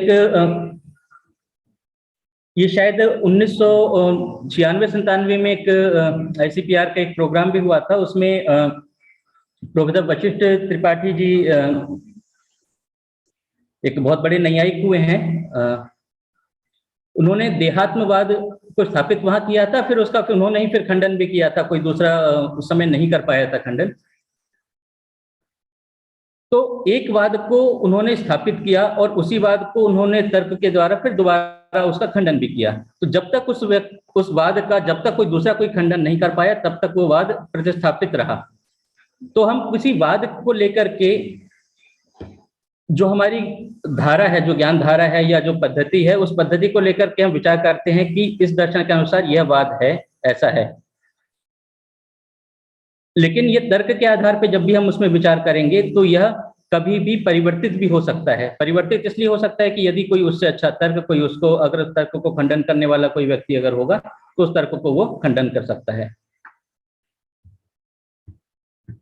जी धन्यवाद। धन्यवाद, thank you. Any other question? No, I just want to say something about that question. I think the entire issue is misled. ये वो जो अभी भी आप दोनों का अंदर में वो जो क्वेश्चन और रिप्लाई वो हो जा रहे हैं, मेरे ख्याल में वो थोड़ा दूसरी ओर की तरफ चले गए। वे वाद जल्प निर्णय छल जाति निग्रस्थानानाम, ये सभी ये चीजों तो निर्णय कैसे करना है, खंडन कैसे करना है, सिर्फ उसी तरह का जनरल गाइडलाइंस है। कोई स्पेसिफिक और पर्टिकुलर आर्गुमेंटेशन और कोई टॉपिक का बात नहीं है, और कैसा खंडन करना है, कैसा रिप्लाई करना है, और इसको कैसा परीक्षा करना है, वो करने का तरीका, उसका नियम सिर्फ डालता है इसमें। और मेरे ख्याल में इसे उसी तरह का वो जो विशेष क्या बोलेगा वो जो एनालिसिस करना ठीक नहीं रहेगा। मेरी अंडरस्टैंडिंग ऑफ ये वाद जल्प ये सब चीजें तो कैसा तर्क करना है, कैसा सोचना है, और दूसरों का भावना और पक्षों को कैसा देखना है, वो देखने का तरीका, वो जो नियम सिर्फ वाद जल्प इसी ये सब नियमों हैं, तर्क करने के नियम है। वो इंग्लिश में बोलने से जरा पर मैं अच्छी तरह नहीं आ रहा हूँ, मैं कोशिश कर रहा हूँ हिंदी बोलने के लिए। सो आई होप मेरी वो जो tag is put across the doctor Milan, आपके लिए एक और प्रश्न है। चैट विंडो में somebody has Bora has typed something. You can read also. You can read yourself. The question is, would you say it is the purpose project the philosopher has in mind that determines the method of doing philosophy, or we can have fixed methods of doing philosophy? It's a question for you also, Professor Milan. What is that thing? I could not hear properly. You can read in the chat window, sir. No, I don't know how to operate all those things. If I go there, I will not be able to come back. The question is, would you say it is the purpose or project of the philosopher has in mind that determines the method of doing philosophy, or we can have fixed methods of doing philosophy? No. In the paper which I have written, I don't believe in any atemporal or ahistorical concept of reason. And that is implied by Nagarjuna and Shankara's negative reasoning. Their entire purpose was to reject any kind of all this binary way of argumentation, paksha, vipaksha, and what do you call, Vishayi, Vishesha, and then Nyata, Nyaya, then Vada, Vadi, all these kind of binary oppositions were not acceptable according to Advaita Vedanta or Shankara's mode of negative reasoning, as well as Nagarjuna's negative reasoning before him. Nagarjuna was more thoroughgoing than Shankara himself. Right now, I'm working on to link up Nagarjuna and Shankara in a different way. I don't know how far it will be successful, but I'm not using any kind of epistemic criteria hanging loose in the air without touching the ground, because Indian philosophy is pragmatic. It is existential in a different sense. It is dealing with the problem, the crisis of the world. And in that context only, I have brought in climate change, global warming. It is founded on Western metaphysical dualism, the dualism between man and nature dichotomy. That I can link it up. I have even gone to the issue of problem of predication in Western epistemology. Why there is this problem of predication in Western epistemology is there, and there is a problem of induction. Nyaya's logic has anticipated that. That is why Nyaya talks about that Vyapti Graho Upaya. Nyaya is very empirical. Just studying Nyaya, teaching Nyaya itself is sufficient to let the world know that Indian philosophical thinking method is very much contemporary. We can do independently without bringing any Western philosophical ideas. And now I'm thinking of writing something without citing anything from the West, completely rooted in the Indian tradition. And let people see, read it, and understand that we are self-sufficient or not. And there I bring in the entire background of Indian worldview. Zainism, Wittgenstein was aware of Zain, because I have read in one book, Wittgenstein asked one of his students, Sri Lankan student, who became a professor in Sri Lanka, one of the universities of Sri Lanka, Colombo, to go and study Zain's Shadwad. Zain's Shadwad itself had already anticipated Derrida, all this anti-foundationalism and all these things. Many things are there we have to discover. These things are not taught to the students. If you are teaching Introduction to Indian Philosophy of DM Datta to the MA students, they will not learn anything. I'm not belittling DM Datta's and the S.C. Chatterjee's book, Introduction to Indian Philosophy, or S.C. Chatterjee's Nature of Knowledge. I'm not belittling them. They have done during their time. We are yet to write textbooks. There are no feasible textbooks to be taught to the Indian students till today. Yes, I'm blaming myself because after having taught for 31 years, I have not written even a single textbook. That's why I'm angry with myself. I have not done my duty. I could have done a lot of things. I didn't do because I could not find a particular method till I found Heidegger. Heidegger changed me everything. Heidegger is my guru. Next to Sankara and Nagarjuna. He changed me everything. He gave me the framework how to criticize the entire history of Western philosophy, right up to analytical philosophy, right up to Husserl, Edmund Husserl. Okay, sir, I think we should invite more questions. Thank you for your response. We have 5 minutes left. Any other question? If not, I'll hand over to Professor Adi Nataraju. We do have 5 minutes, but yeah.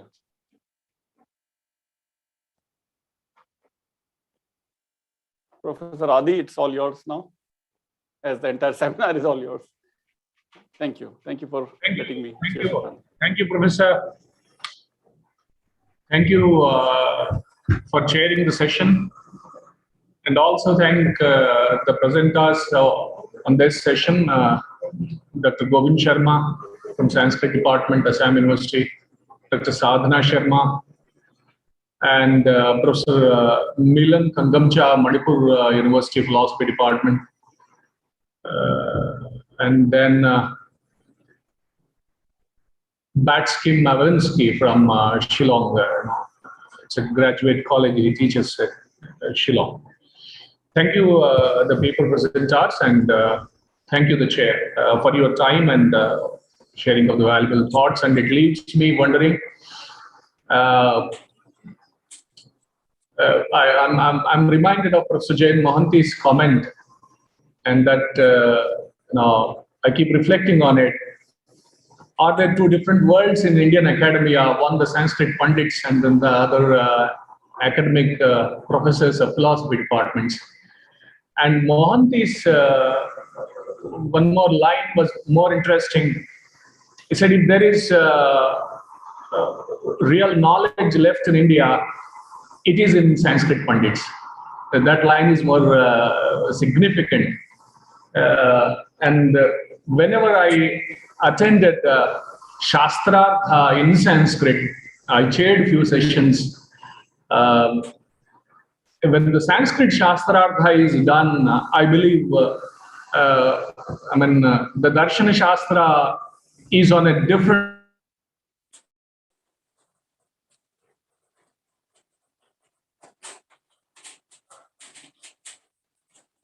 Again, of course, it has its own flavor. Indian philosophy in English, this title,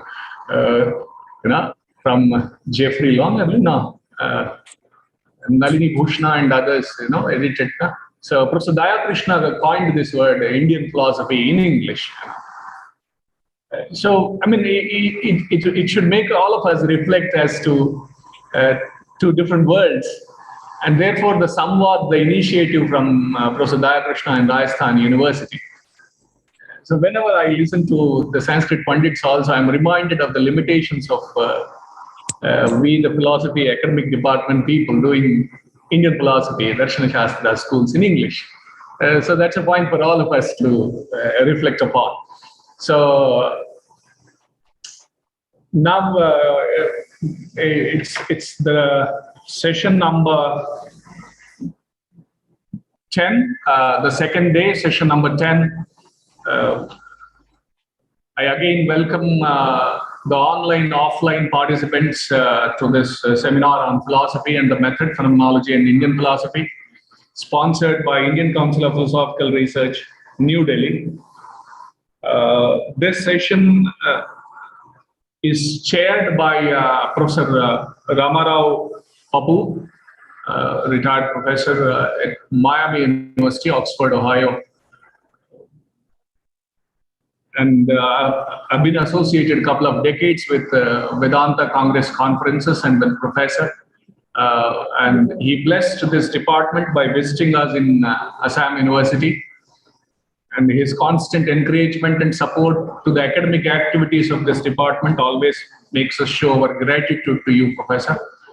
And the speaker for this evening is Professor Purushottama Moriya.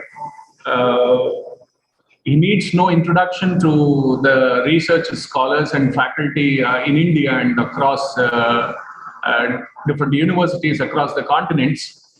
And recently, from the mails that I received from the professor, we understand that there is Purushottama Research Center.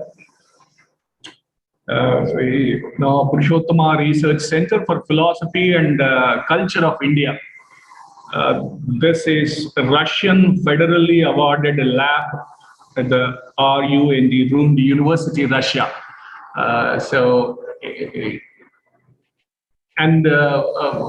Professor, we have your book on Shabda Pramana in our library, and scholars and students have benefited a lot. There were discussions in some seminars on this. On the aspects of this book as well. Shabda Pramana, Word and Knowledge, the Kluwer publication. And that's popular with our research scholars here in our department. We are situated in Silchar, northeast state of Assam. It's 300 kilometers from Guwahati. And for more introduction, because no one else could be giving a better introduction, because Professor Ramarao Papu sir, knows the speaker for a few decades. So may I now request Professor Ramarao Papu sir to introduce the speaker and then hand over. Thank you, sir. Thank you. Thank you, both of you, for giving your time.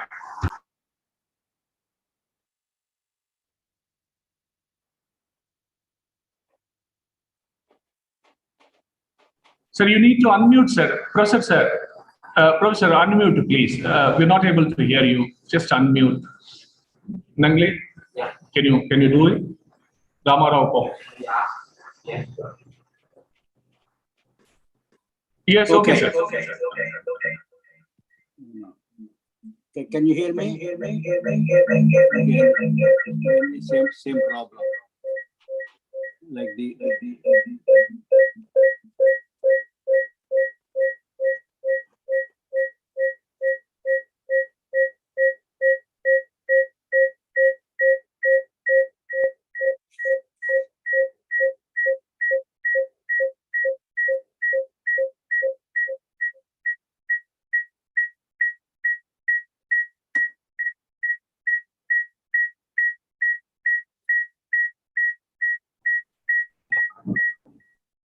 Sir, logged into two. Let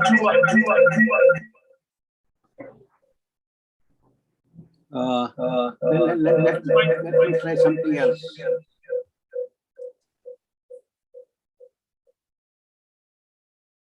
How about now? Okay, sir. Now it's fine. There's one more account.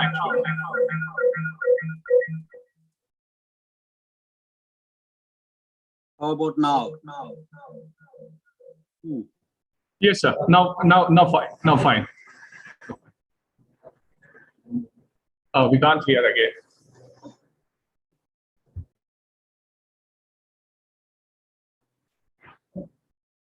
We can't hear, sir. Sorry.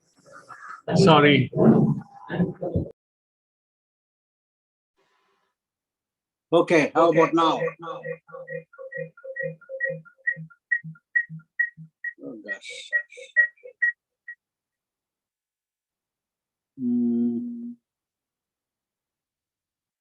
Let me see something else.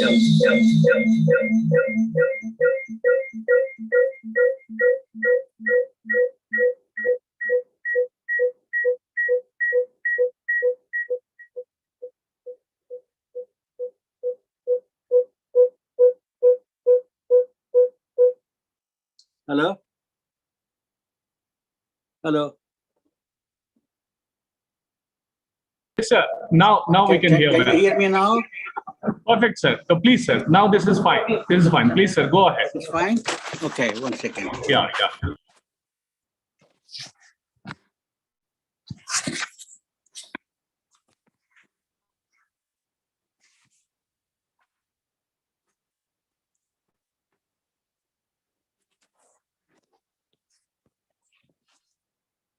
Okay now?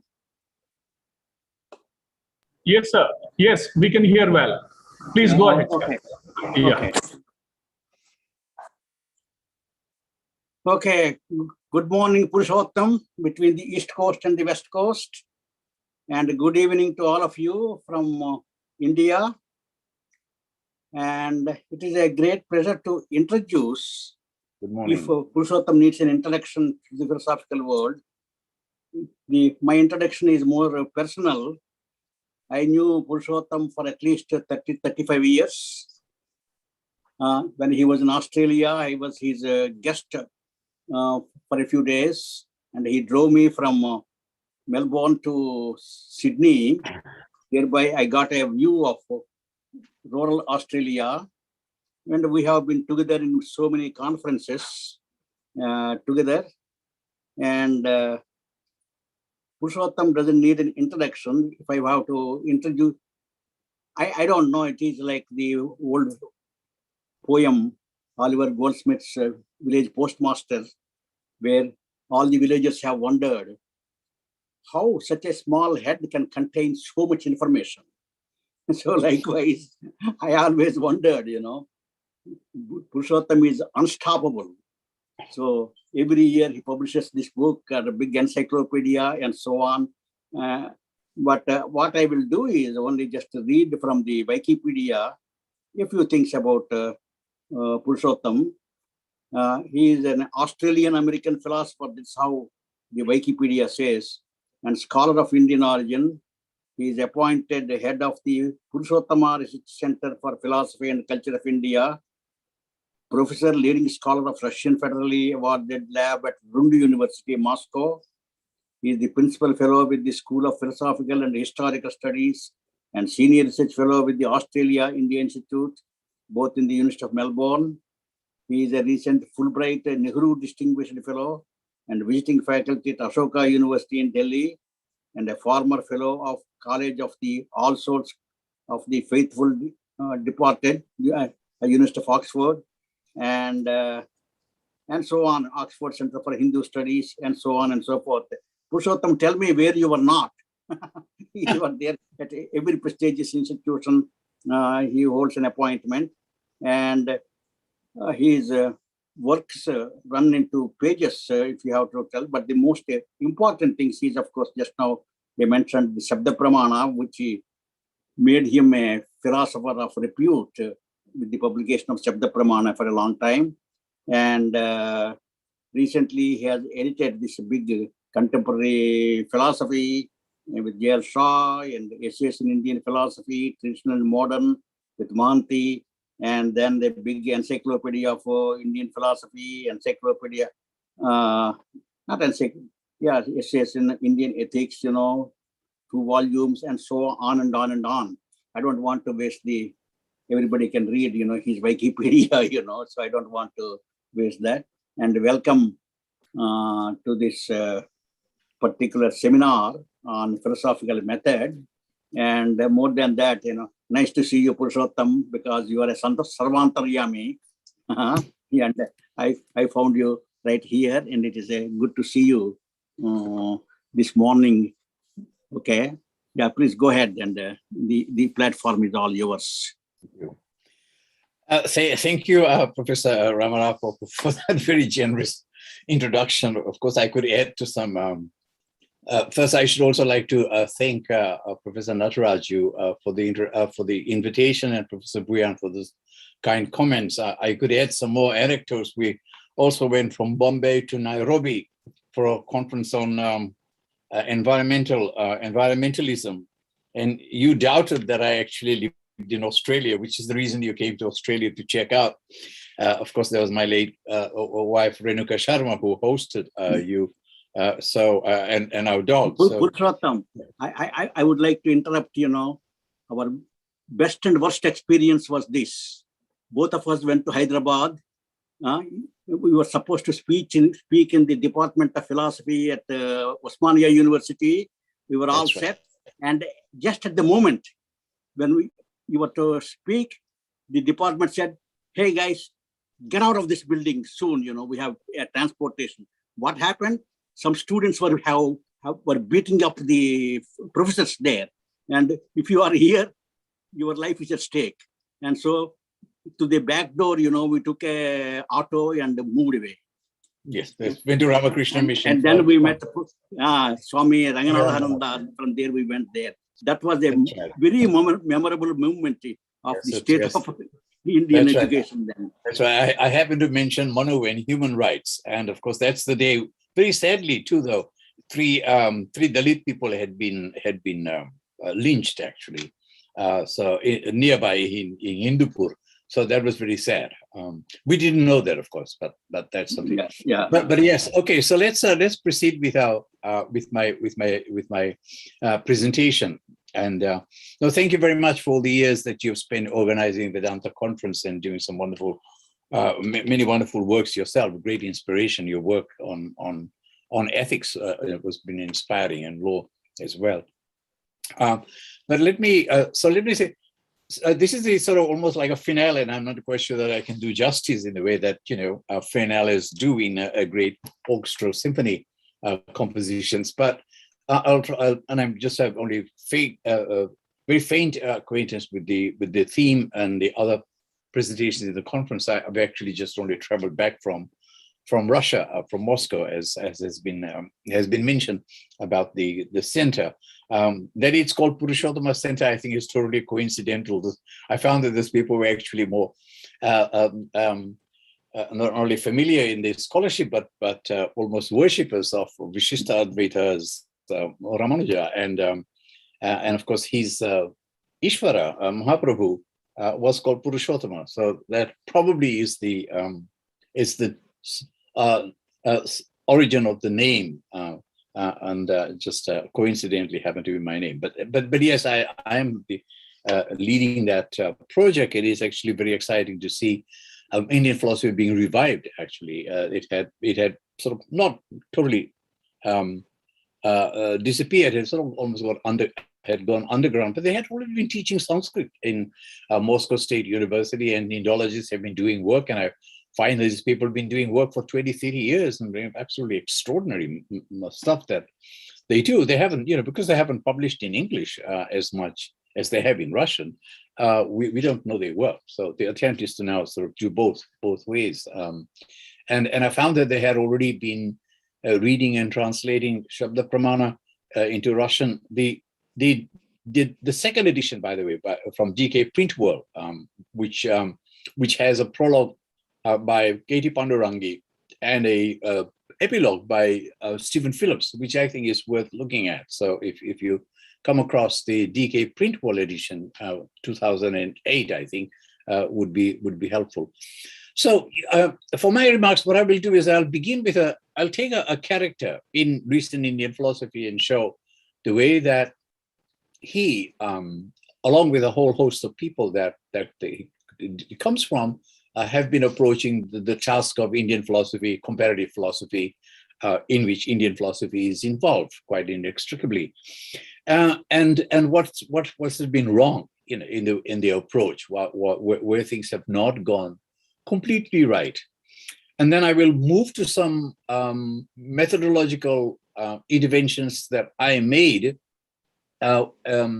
while putting together the history of Indian philosophy, and I will explain that when I come to that portion. But let me begin with my target character, who is William Helfas. I think everybody knows William Helfas' work, particularly the work on India and Europe, but also his writings on Indian philosophy in other areas. I mean, on Kumar Bhatta and Shankara that he did, on karma, on a whole host of writings that I will introduce, but also on Hegel and Indian philosophy. Okay, so let me just describe a little bit of what was going on and what was sort of motivation of Helfas. So this sort of puts in place a kind of fading Indology, but it's not totally faded. It's still amidst us. Okay. So recently, Helfas was celebrated with a number of different works, one by Fred Dalmia and Eli Franco, and other folks. After Orientalism has articles on a number of articles. I mean, the entire volume is devoted to Helfas. Plus, more recently, there was an article in Philosophy East West, and I made a response to that as well. So Helfas himself placed. Helfas placed himself within the European philosophical parampara, the lineage of Hegel, Heidegger, and Gadamer, and to an extent Habermas. But I have certain hesitations in acknowledging this grandeur. Rather, I place him centrally within German philological Indological tradition, what elsewhere has been christened as Indologism, or at best in the interstices of philology and classical philosophy. That was said by Professor Mohanty in 1997 of Helfas. And yet Helfas' masterly exegetical study of traditional texts has provided profound understanding of different traditions of India, from Vedanta to Vaiseshika to Mimamsa, that stem from his commitment to non-Orientalized scholarship and what it means to delve deep into the tradition's self-understanding. He wrote one of the more accessible books on Adi Shankara of Advaita Vedanta and Kumarila Bhatta of Purva Mimamsa fame, which not surprisingly contains one of the final studies on the origins of Brahmanic doctrine of karma, from the sacrificial ashes, as it were, of the fading Apurva, the potentiae theory of the ritualistic Mimamsakas. That was 1980. This study highlights the unique insight that Halpas has offered in his closing reading, in his rather close reading of the rather difficult and often marginalized darshan of the Mimamsa, and for his apparent ritualistic excesses at the expense of much else of philosophical significance in the textual verse, particularly on the philosophy of language and epistemology, which is what Shabda Pramana is about, basically.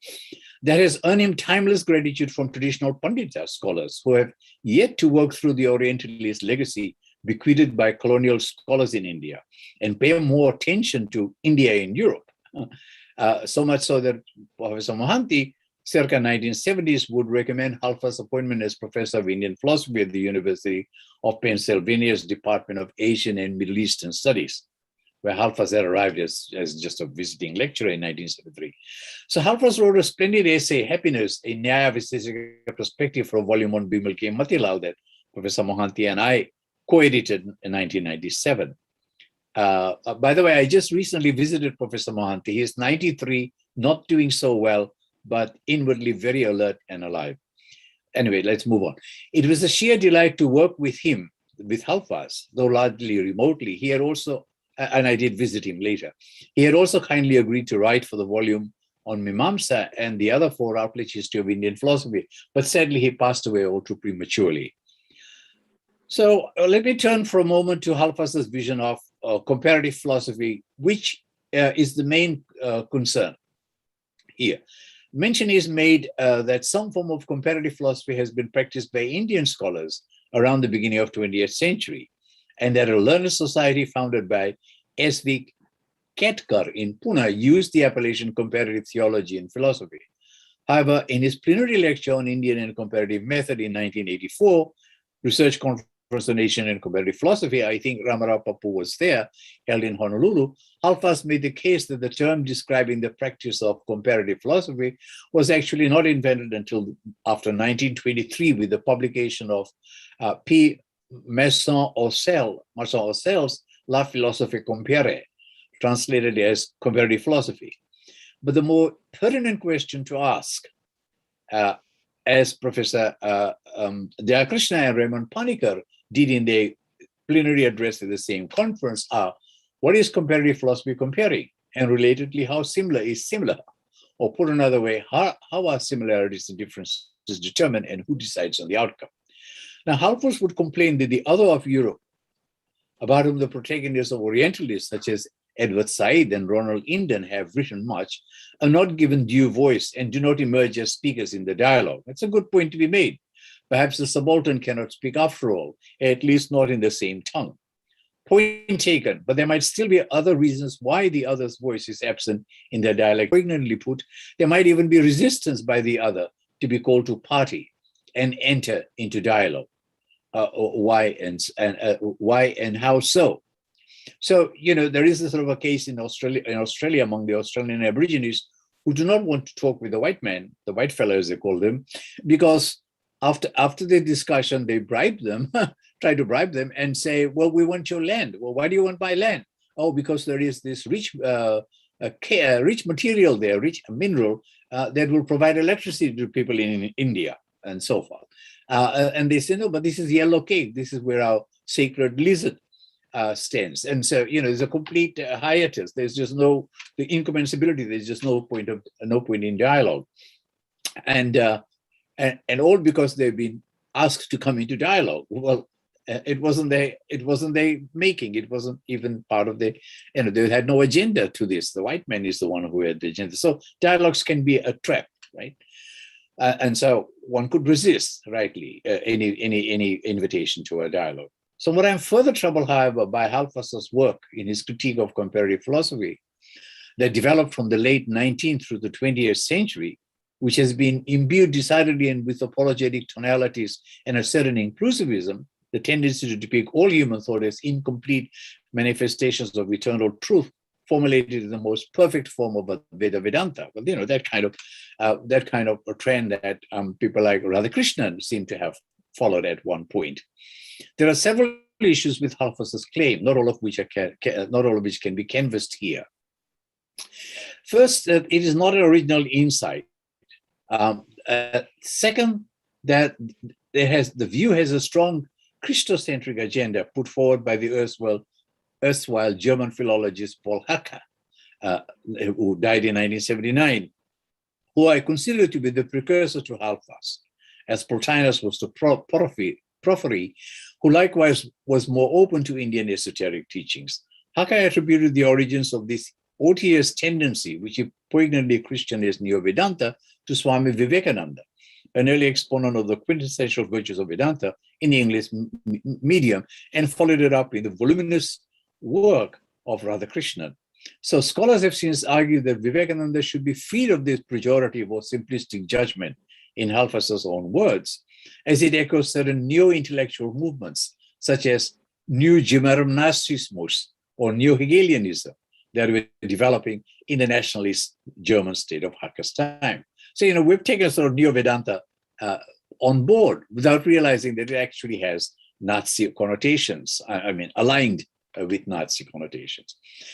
Second, as for Radhakrishnan, Sarvapalli surely had his shortcomings, quite a few to be sure, and I've etched my own critique of his apologia in another paper.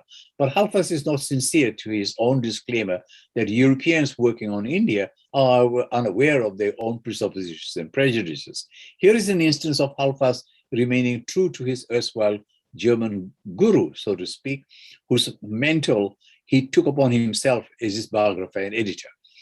They have both read Radhakrishnan wrongly. If anything, his inclusivism moves in the other direction, in reverse order, that Indian philosophy is an appendage to the universal philosophy with its rich, in some ways richer manifestation in ancient Western thought, for which Plato and Neoplatonism are lionized as the Archimedean philosophers.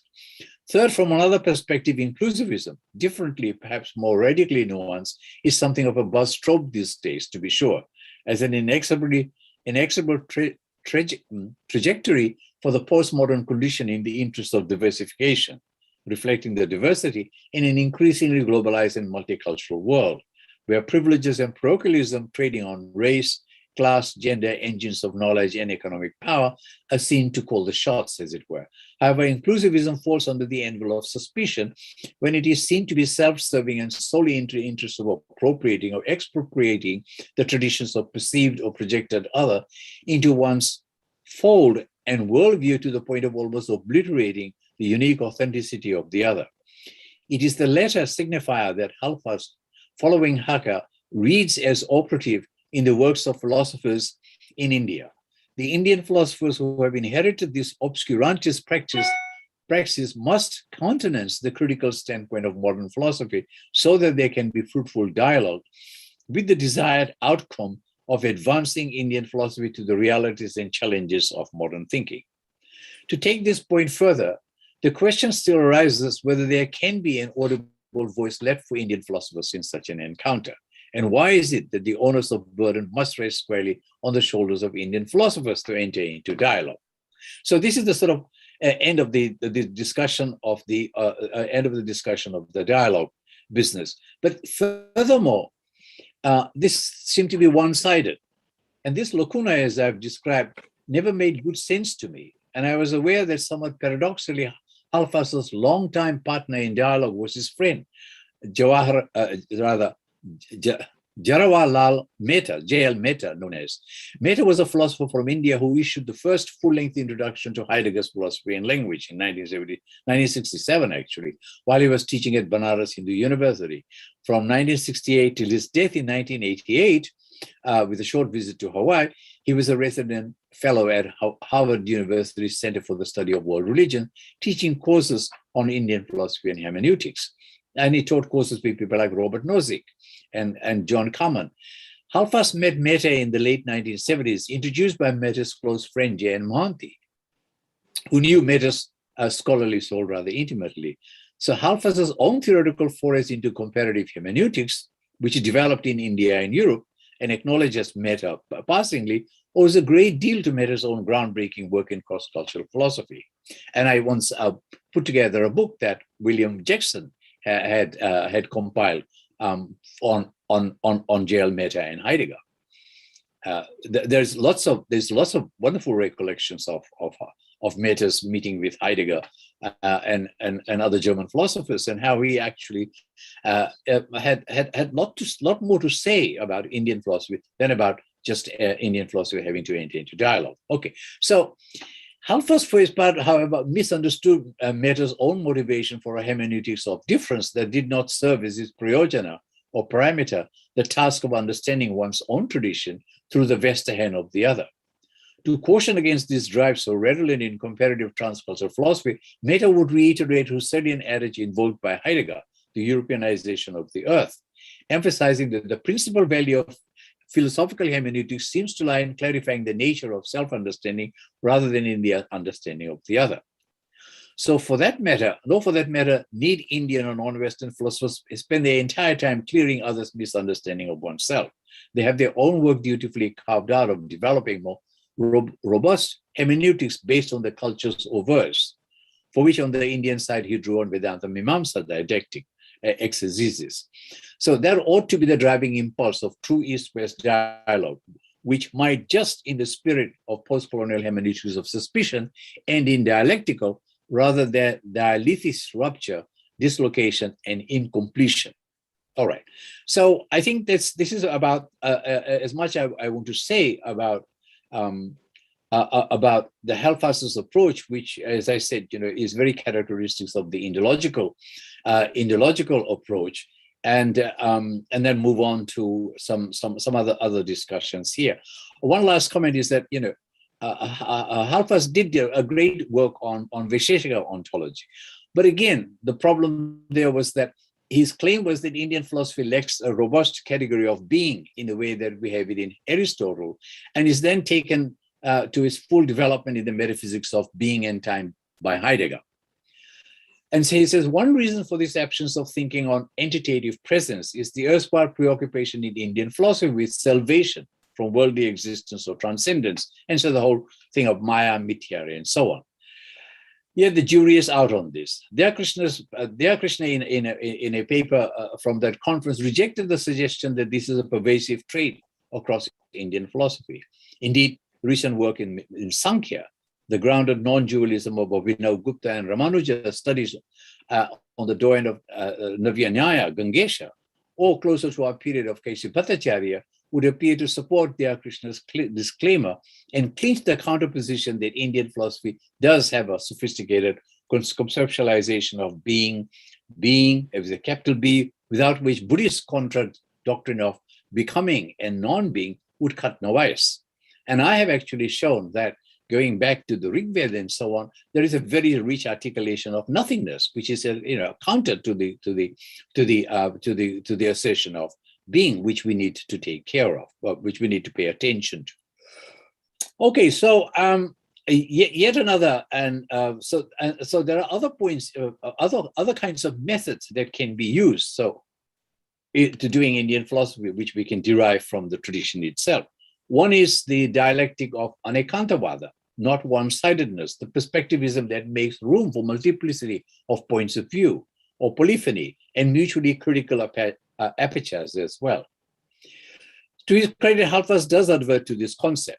He may have even the first to introduce the term in the context of Indian philosophy, especially in defense of Jaina dialectical thinking. But this is very much a textual strategy in his reading, and not a pragmatic architectonic that he would necessarily prescribe as a method towards creative critical thinking, in which no one tradition of philosophy engage in discursive dialogue stakes, in which no one or two tradition engage in the dialogue stakes, wittingly or unwittingly, a hegemonic stance, but respects the other's point of view sufficiently to learn from it and move methodological argumentation, criticism, and constructive prayojana towards an Archimedean point of shared conceptual advancement on a particular problem or challenge, which a point Raymond Panika makes in his paper.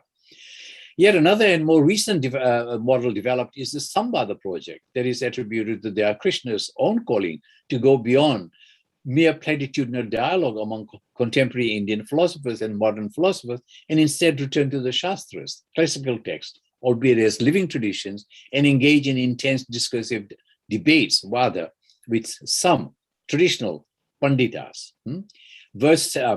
So thus, and you get samvada with debates, with and alongside discursive argumentation.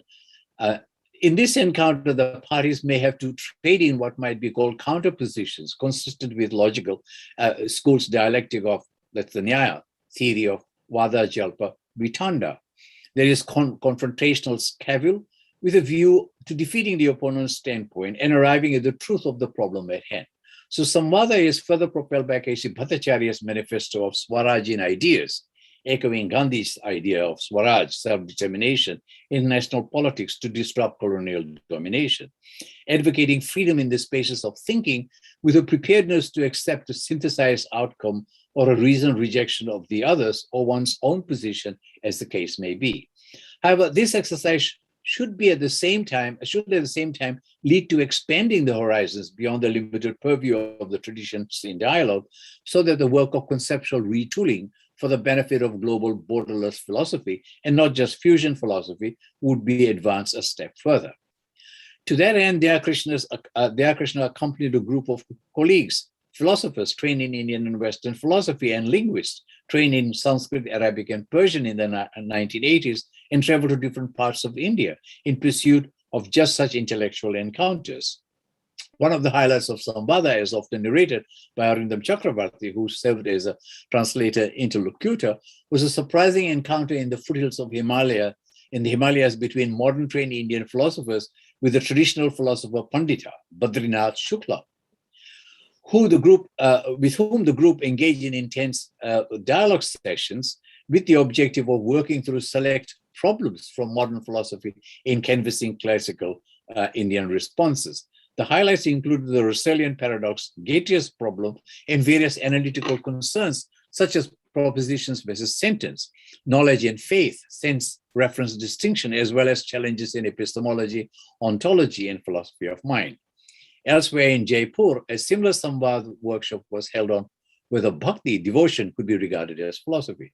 Sadly, only some parts of the open-eye dialogue were published. Nevertheless, the idea itself has had a notable impact on contemporary Indian philosophy. As Professor Puyan mentioned, J. Garfield, Bhushan, and Rave's edited volume on English philosophers and their Krishnajist's work. In a not similar vein, I have spent 3 decades dialoguing with traditional trained Mimamsa scholars, notably K.T. Pandurangi Pattabhiram Shastri, whose responses helped forge a postmodern hermeneutic of Mimamsa philosophy of language, action, and ritual. Jailal Shankar Shaw, with his training in both Western analytic philosophy and the Nyaya, has been pursuing an excessive dialogical interface with traditional scholars and texts in a mutually critical edge that should account for exactly the engagement that Halpas finds wanting in modern Indian philosophy.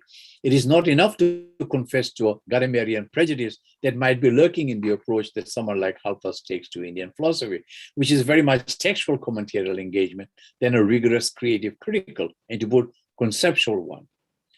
Another idea in which the nexus of Dayakrishna's Samvad strategy and the ideal of imperative philosophy developed by Raymond Panika is being fruitfully applied to its global critical and post-colonial philosophy of religion, wrenching the subdiscipline of philosophy of religion away from the dominant preoccupations with the proof for the existence of God, the problem of evil or theodicy, and other remnants from pre-Enlightenment natural theology as prevalent in Western academy. So in concluding my remarks, the key point that remains for me is, why is Western philosophy considered to be so pivotal that there is some kind of discourse ethical ought for Indian philosophers to engage with Western philosophy and not the converse? Why did help us not ask whether Western philosophy is capable of or morally willing to dialogue in equal terms with non-Western philosophers? This would make for different kind of comparative or post-comparative or wall-less philosophy than the one we have encountered to, wherein it is Asian philosophers and not non-thinkers such as from the Maori, Aboriginal, Mayan, Mexican, Caribbean, Latin, and African American, as well as women's groups who present themselves, who perhaps present themselves as the encountered subjects, and where the set agenda is to attempt to explain these other philosophers in terms that would make sense within the paradigms of Western thought, even if no Western philosopher past the the sanguine waters of Honolulu would bother to listen or read them, let alone engage with them. Why was Helfers not troubled by this asymmetry, that imbalance, the missed dialogue of reasons, and focus instead on developing a model of comparative philosophy that was based on what we have referred to as seesaw dialogue? In other words, it tilts on one side. Is an after a post moment possible to the modernist comparative philosophy of religion, comparative philosophy? And what I wanted to finally, I will just draw on some anecdotes and some examples. These are one of the reasons why I decided to put together the volume on what came to be called as a misnomer, really, by Routledge, a history of Indian philosophy. The history of Indian philosophy, it's a series on history of world philosophies, and every volume in that series is called a history of Indian, Chinese, Arabian, Caribbean, and so on. I was originally actually sanctioned for Professor Matilal and Mohanty to do, but Professor Matilal died, and Professor Mohanty could not carry through this because of other commitments, and it came to me. And what I did was I wanted to focus on methodological issues in this volume and how they would like to see philosophy, especially Indian philosophy, happen. And perhaps even ask the authors how they are doing it themselves, rather than a historicist, sort of a historicized survey of what we call history of ideas. So I asked every author of, there was about 60 authors in this volume, well, 59 because I would double up myself. I asked people to focus on methodological issues. And then we brought together all the insights from the interventions that each author had made in the introduction that we wrote. I wrote that Christian Koseru wrote with my inputs. And in the introduction, he rightly argues that Indian philosophy, although written in Sanskrit, is filled with insights into philosophical questions and questions of method that are still relevant. We want scholars to not only understand these works on their own terms, but bring them into conversation with philosophical discourses with different genealogies in a very balanced form. Cosmopolitanism is a term Koseru actually normatively uses to describe the process that he is promoting. And he sees his work as an intervention in the world of academic philosophy. Then in my chapter, I go on, I begin with an accounting of the origins of epistemology, known as pramana, beginning in the 1st and 2nd centuries. And I point out that there was considerable debate about what constituted valid pramana. For example, some Buddhists rejected the authority of linguistic utterances, known as Shabda pramana, which we've been mentioned, because they believed that the truth of any linguistic utterance could be accounted for by other pramana, namely by the other pramanas, I should say, namely perception, pratyaksha, and inference. Pramana was based on the foundation of cognition, jnana, and was the means by which knowledge, prama, could be established. True knowledge, pramanya, could be described by either an intrinsic swatha theory of truth or an extrinsic paratha one. However, the intrinsic theory did not admit the possibility of error. So the extrinsic theory became the locus of debate in an attempt to explain exactly how unambiguously true knowledge was established. The Nyaya school offered the most developed discussion of pramana, and other words are clearly important for fleshing out pramana, such as defective dosha, prameya, and so on. All right. So that was one attempt to show how method in epistemology is developed in the tradition. Skepticism and Naturalism. Professor Raghunath Ghosh, who I believe has spoken in this conference, with several interventions that I had to make because of my own approach, goes on to explain the roots of skeptical thinking, Samshayavada, that can be found in the writings of Jayarashi, Sriharsha, and Nagarjuna. So Jayarashi was a radical skeptic who attacked the pramana theory and argued that none of them can lead to knowledge that is non-erroneous, that is not avyabhichari. He even criticized the Charvakas because they believed in the accuracy of Pratyaksha. The Nyayikas were not radical skeptics, but Gautama explained 5 types of valid doubt: recognition of common properties, recognition of properties not common, conflicting testimony, irregularity of perception, and irregularity of non-perception. Nagarjuna, on the other hand, wanted to disprove the Nyaya view about doubt, samshaya, as being a real thing. He instead argued that you either know something, the cognition that the tree trunk is the tree trunk, or you do not know, the cognition that I don't know what that is. There is also the Mimamsa view, and that is called Akyativada, similar to Nagarjuna's view. So Professor Ghosh explains that there was a strand of completely materialistic thinking in pre-modern India, and that was called, of course, the Charvaka school. They left behind no works of their own, but their position were represented in an encyclopedia of Indian philosophy written by Madhava. The Charvakas only believed in matter as found in the 4 elements. Of course, what was lacking in the Charvaka is a systematic method of philosophizing. So there was not a methodological construct except for the place of doubt or skepticism. So I think that I've taken up my almost my 45 minutes. I might just take just a few. Sorry, Professor Bhuyan, are we ready for discussion, or can I make some concluding remarks? Professor, this is Professor Nataraju. This is Professor Nataraju. Please, you may take 10-15 minutes more, please. It's up to you. Okay. I mean, we are listening to you. Yeah, we are all here. Okay. Please. All It's right. up to you. Yeah. Okay, I might take 5 minutes more. I'd like to have some discussion too. So in the Buddhist section, I had asked John Powers to explain what would a hermeneutics in Buddhist philosophy look like. So he said that Indian philosophers did have a tradition of trying to understand the Buddha's purported words. The earliest canonical compilation of them was called, of course, as we know, the Pali Canon. And the Theravada school considers this the only authentic collection of words of the Buddha. The Mahayana, on the other hand, has thousands of texts claiming to be from the founder. The Mahayana textual tradition undoubtedly developed later, but it is believed that these texts were based on secret teachings only given to the most advanced students and kept in hiding until the time came for them to be made public. So as such, the Pali Canon is accepted but considered for less advanced seekers. This raised the question of how to determine the final word of the Buddha. And here the question of method comes in. The Tibetan thinker Tsongkhapa argues that preference should be given to the insights of Madhyamika in Yogacara schools of thought. Despite this appeal to authorities, Buddhists in general consider these issues to be akin to a raft meant to take one across the river. Once one was on the other side of the river, there is no need for the raft. As Power concludes, at the level of Buddhahood, all apparent contradictions vanished and intuitive understanding dawns.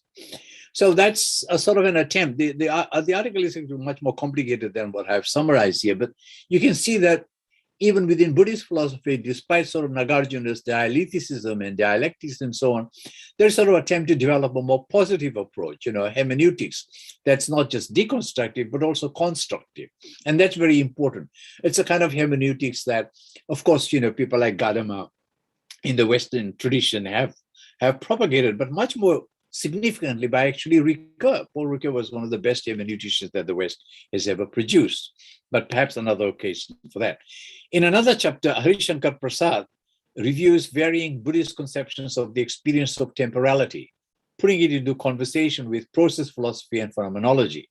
So that's another very important sort of, not entirely a comparative, but an attempt to sort of use phenomenology and aspects of process philosophy to bring out salient thinkers in the Indian tradition. He begins with a focus on the doctrine of dependent co-arising as leading directly to a concern with temporality. So pratitya samutpada can actually lead to understanding about time. Each dharma as an event is not a single spatio-temporal point instant, but a complex combination of other compatible factors, which also has a conditioning role to give rise to another such factor, end of quote. He argues the analogy of the stream of the river, which appears as unity, but is actually an incredibly complex conglomeration of past, present, future factors working together, along with the perceiving subject, who is their own conglomeration. To put it into conversation with Husserl, he brings in the terms primal impression, retention, and protension, which anticipates that which is just about to happen. While the earliest records of the Buddha's discourse do not contain much speculation on the nature of temporality, the Theravada Abhidharma texts do. They invented a concept called bhavanga citta, inactive states of mind, to account for the breaks between past, present, and future, and past, present, and present future, since they believe time to be just a single moment without any continuity. So he contends that Buddhism in general is not interested in metaphysics of time per se. It is singularly focused on the universalizable ethics and soteriology, which is what people have always believed. But in fact, it is the case that there is a very rich ontology of time. So that is the kind of an intervention that I thought was very perspicuous and very important to bring out. In another chapter, Peter Gilkes argues that the classical account of the origins of Mahayana are not adequate. So he brings in another kind of a textual foray into the historicist discussion of the origins of Mahayana texts, and recommending that we pay attention more to the ethical teachings than to the metaphysical teachings that would get us towards a more complete understanding of Mahayana than the kind of emphasis that has been put on, Nagarjuna, Dharmakirti, Dignaga, and so forth. So skill in means that require the meditator to not see any sense object as an actually existing object. The purpose of this practice was to keep the bodhisattva from entering into a state of nirvana. So the emphasis on soteriology, but at the same time, the emphasis was actually more on ethics, because the bodhisattva had to work for everybody.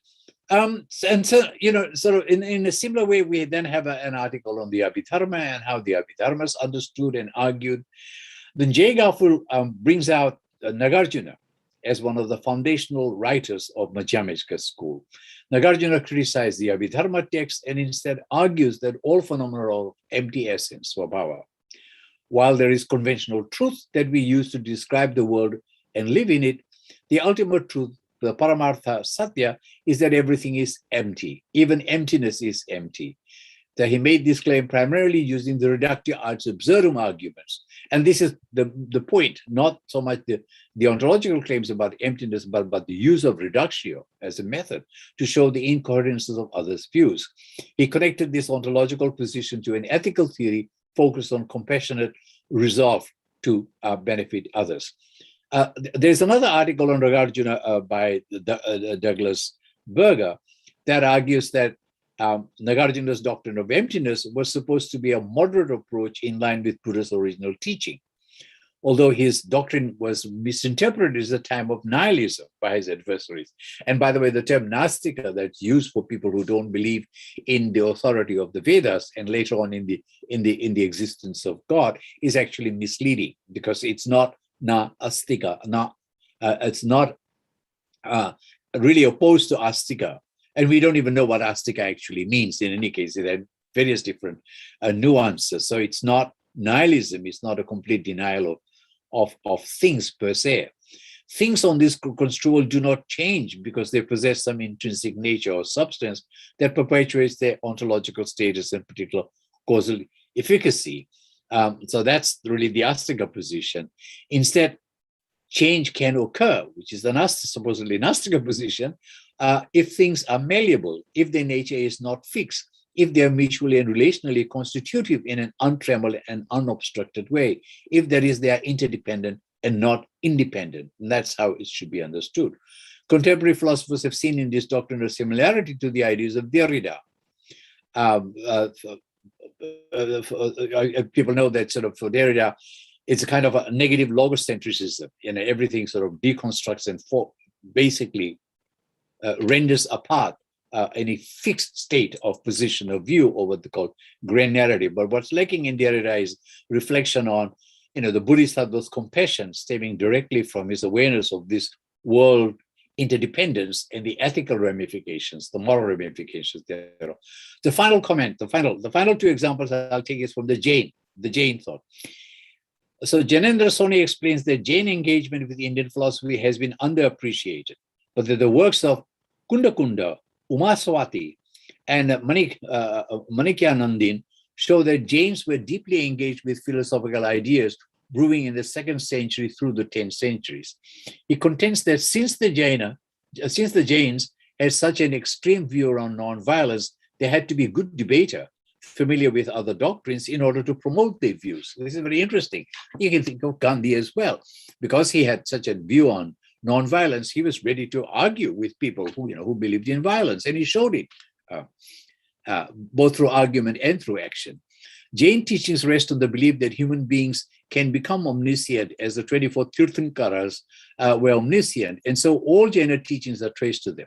For Jains, ontology is divided into sentience and non-sentience, jiva and ajiva, and one can either know something directly, pratyaksha, or indirectly, by paroksha.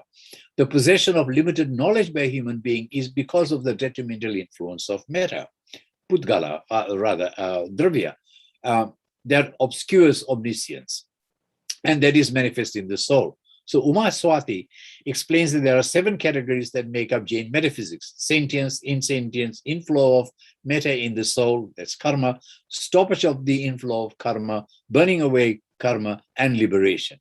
He further clarifies that indirect knowledge and scripture stand at a distance to direct knowledge of the soul, which is made up of clairvoyance, telepathy, and omniscience. Thus, the Jain view of direct perception is radically different.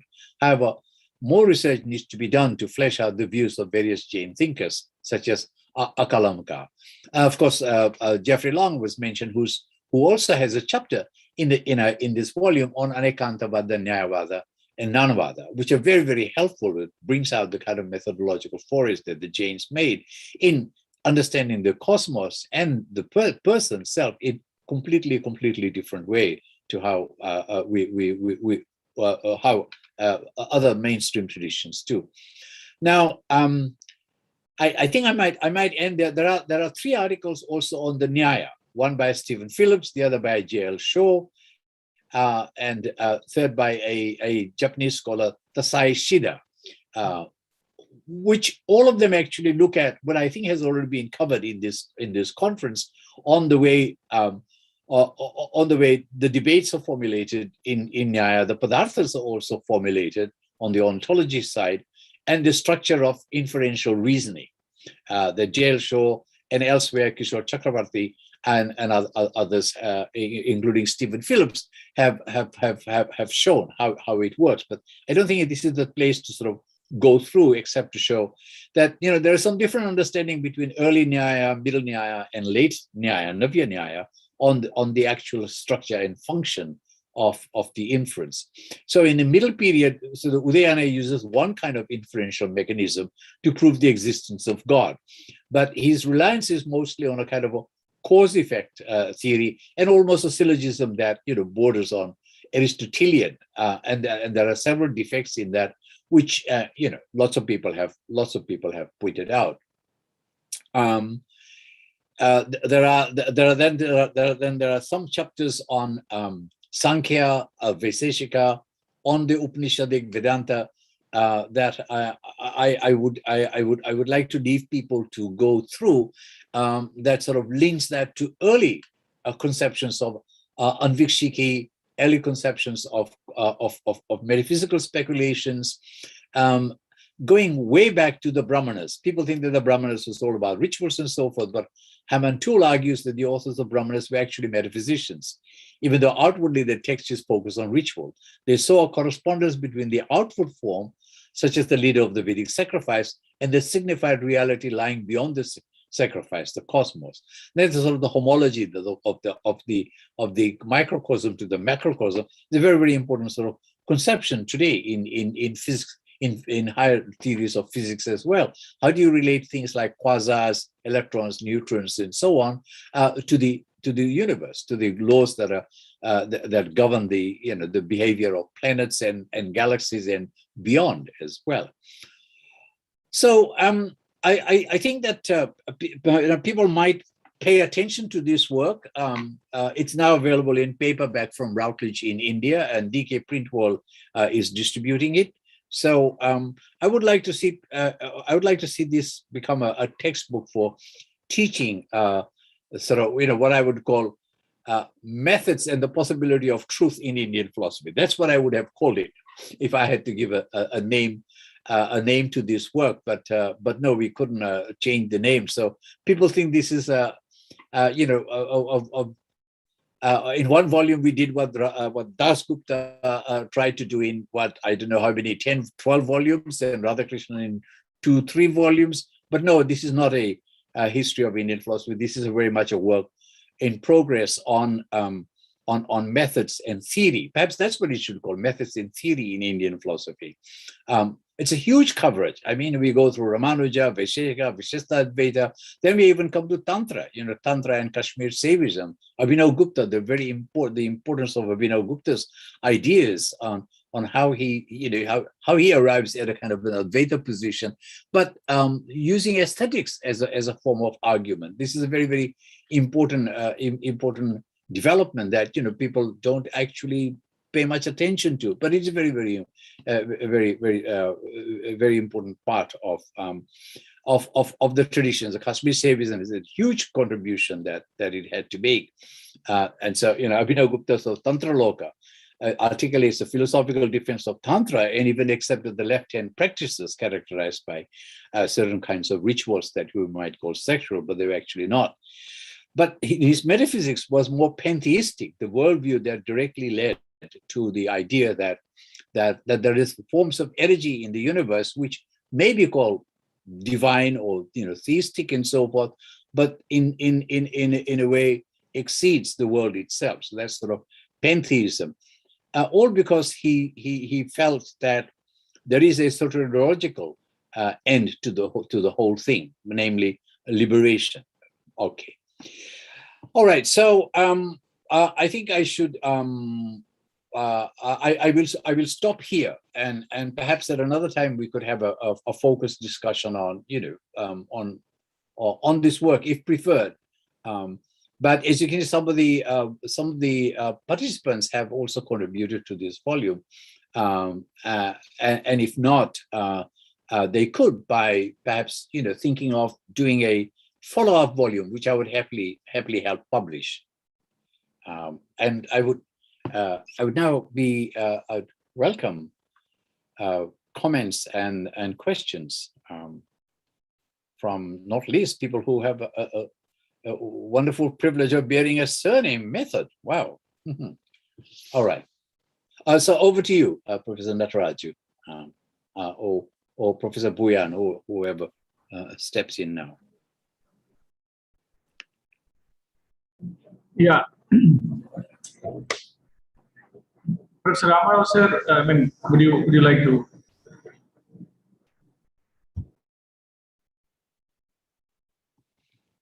You need to unmute, Professor, sir. Unmute yourself.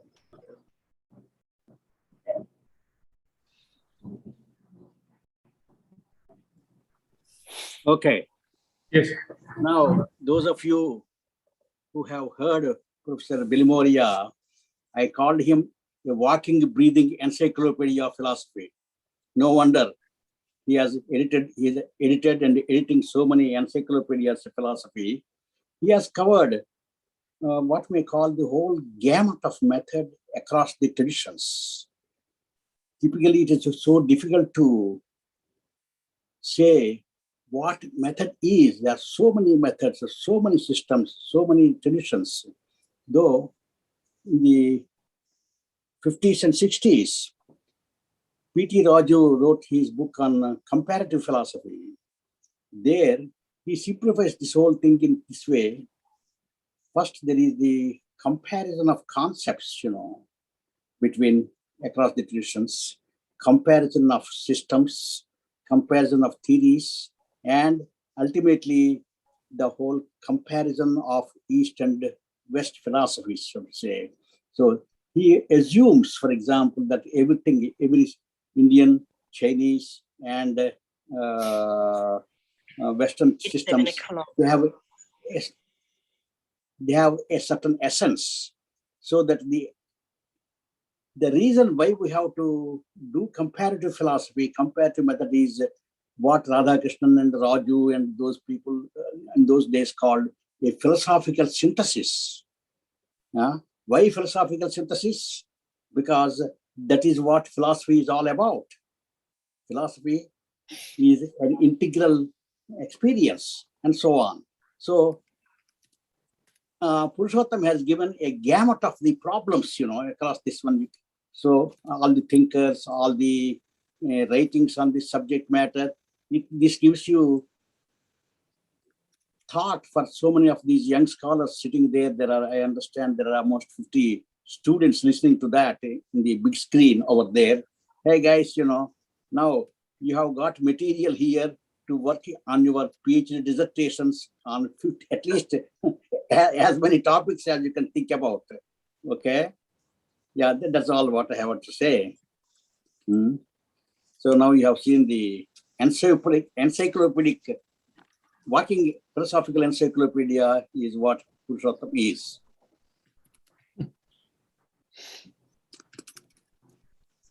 Yeah, sir, I request the participants to put their questions on the chat box. I can read it. So, sir, before they actually write in the chat box, this is Professor Nataraj. I would like to, know your thoughts on a couple of rather than methods, the kind of strategies that one adopts in doing Indian philosophy. One is my couple of decades of interaction with Professor R. Balasubramanian. And he gave me the project to write a work on J. Krishnamurti under Builders of Modern India series. And I used to constantly interact with Professor. Of course, he is no more. It is about, he used to say that can we actually, read a Husserl, a Heidegger, digest them, their ideas and concepts and theories, but yet do Indian philosophy with the kind of concepts, theories, and ideas from the tradition, say a Vedanta tradition, and within even Indian languages. So can we actually, digest a Husserl, his ideas and his works, but yet look at him through a Vedanta framework of concepts, of ideas, and then try and rework their philosophy. This is one strategy which I felt Professor RB was mentioning. And his few papers also, articles I reviewed, and then I wrote a paper on R. Balasubramanian's philosophy. There also I felt he was doing the same. He was not distorting Husserl or Sartre, but then he would constantly look at it with a Vedanta drishti. I thought your reflections on that. This is one case scenario. The other is we worked on a couple of PhD researches on K.C. Bhattacharya's philosophy, KCB's understanding of absolute God and self, etc. There, what we saw was, as a strategy, what KCB was doing was, since you have a work on Shabda Pramana, K.C. Bhattacharya was consciously avoiding the Shabda as a Pramana while he was actually doing Vedanta consciousness theories. He was actually dealing with all the concepts on Brahman, Atman, consciousness. And he was a Kant scholar. He was extremely well versed with Kant's philosophy, his entire life of 4 decades of teaching Kant. And he was actually improvising Kant, of his thesis of unknowability. He was questioning it. So there I felt he employed a strategy of consciously avoiding Shabda as a Pramana, because we know that even Shankara is critiqued that there's a constant usage of Shabda Pramana. So was it actually a difficulty in acceptance in an academic departments, the philosophy departments across the globe, the maximum usage of Shabda Pramana? So these are two my instances where I felt maybe your thoughts on these two. One is R. Balasubramanian's case and the other is that of K.C. Bhattacharya's. Please. Thank Yeah, you. they're very interesting questions. I think so with the case of Al Balasubramaniam, I think, he came from this sort of school of, Madras philosophy, Madras University philosophy, dominated by Mahadevan and P.K. Sundaram. And they were all sort of continuing in a way, the predecessor Radhakrishnan, his work. And so the focus was very much on Vedanta. I think sort of it goes back to Max Muller and people like that as well, who saw a lot more light in Vedanta, partly because I think from Vedanta they were going to be able to get to a conception of close enough conception of God as in Christianity. That's what they really wanted. And Hegel had said the only place to look for that is in Vedanta, but even there, they might fall short of it. But I had no idea that, Nyaya, Kumar, Udayana had already made the argument for the existence of God, but he hadn't really described the properties of that God too well. So you could have an argument like St. Anselm's argument, ontological argument, was all very fine, but it doesn't actually describe the nature, for which Aquinas was more important. So I think people were sort of carrying out a kind of an agenda that also Swami Vivekananda had set forth for Vedanta as a sort of world-redeeming philosophy. It became a very big project, I think, very big agenda. And I think we're all kind of carried away with that in some ways, as great as work they are. But I think what it did was it eclipsed the importance of other traditions. Other traditions were kind of sort of more exegetical interest than of philosophical interest as such. Yoga, well, it was fine, but it's esoteric. It's for the kind of hippies and transcendental meditation and so on, perpetrated by no less than no less than Maharishi Mahesh Yogi and so on. And so there wasn't much philosophical worth. Sankhya, well, it's like an appendix to yoga. We don't quite know what's going on there, and so on. So nobody sort of did serious work except for people actually outside India on Vaisheshika. And on Mimamsa, which is a ritualistic, and that's the judgment made by Indologists, and we just took it on board. Buddhism, well, it's not alive in India, so you have people like Rahul Sankrityayana, went to Tibet, brought back text and so forth, and nobody set up even an archive for him in India. Some texts were actually preserved. Interestingly, I find out that he actually had visited Russia also and set up a dharmashala where some texts actually ended up, and his son from a Russian wife is actually continuing that ashram, college, which is very interesting. So this is what was sort of going on. Sarnath, of course, there were sort of philosophical investigations that were going on there, based more on Pali, until the Tibetan texts were discovered and translated.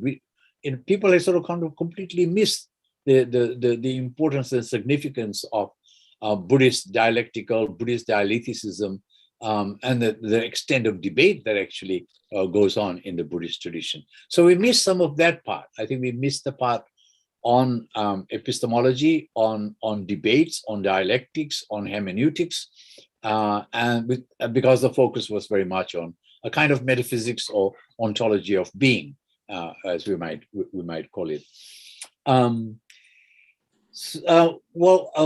As for K.C. Bhattacharya, yes, I mean, I find him very refreshing. I read a lot of K.C. Bhattacharya all the time, and he's like a Kant of Indian philosophy. Did not make too many references to other people, other work, not even his own teachers. In the case of Kant, Wolff, of course, and Leibniz, a great influence, but and perhaps also Hume across the channel, although he does acknowledge Hume more than he does acknowledge many other people. So he's kind of thinking in a milieu, but he was not a very textual kind of person. That's why you don't see references. But I'm not quite sure that he is working on Shabda Pramana. I would like to look at the parts where he actually does do that in the philosophy of language system as such. I see him more as a kind of a very well-informed dialectician who is able to undo concepts and do some new concepts as well. So brilliantly. I mean, the difference, the negation work. But I'd like to know which one is the one that you think is on focus more on language. We could discuss that in a while. So could you sort of say again your question regarding K.C. Bhattacharya?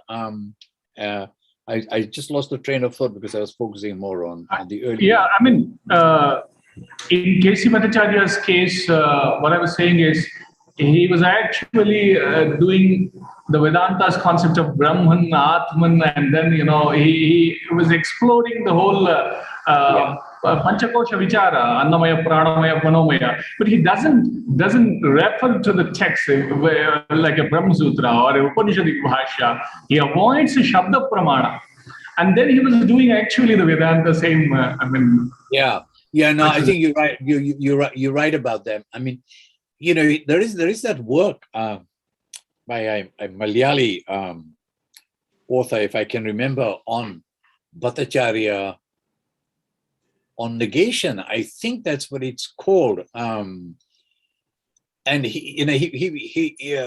there is a sort of it points out that that Casey is actually responding to a lot of Hegel without actually mentioning Hegel. Hegel's misunderstanding of Brahman, of identity and difference, the focus that it's on K.C. Bhattacharya on the absolute. If you remember that work, published somewhere in India. I think it might have even come out from Dharmaram College in Bangalore, I found, all places. But it was a brilliant little piece of work.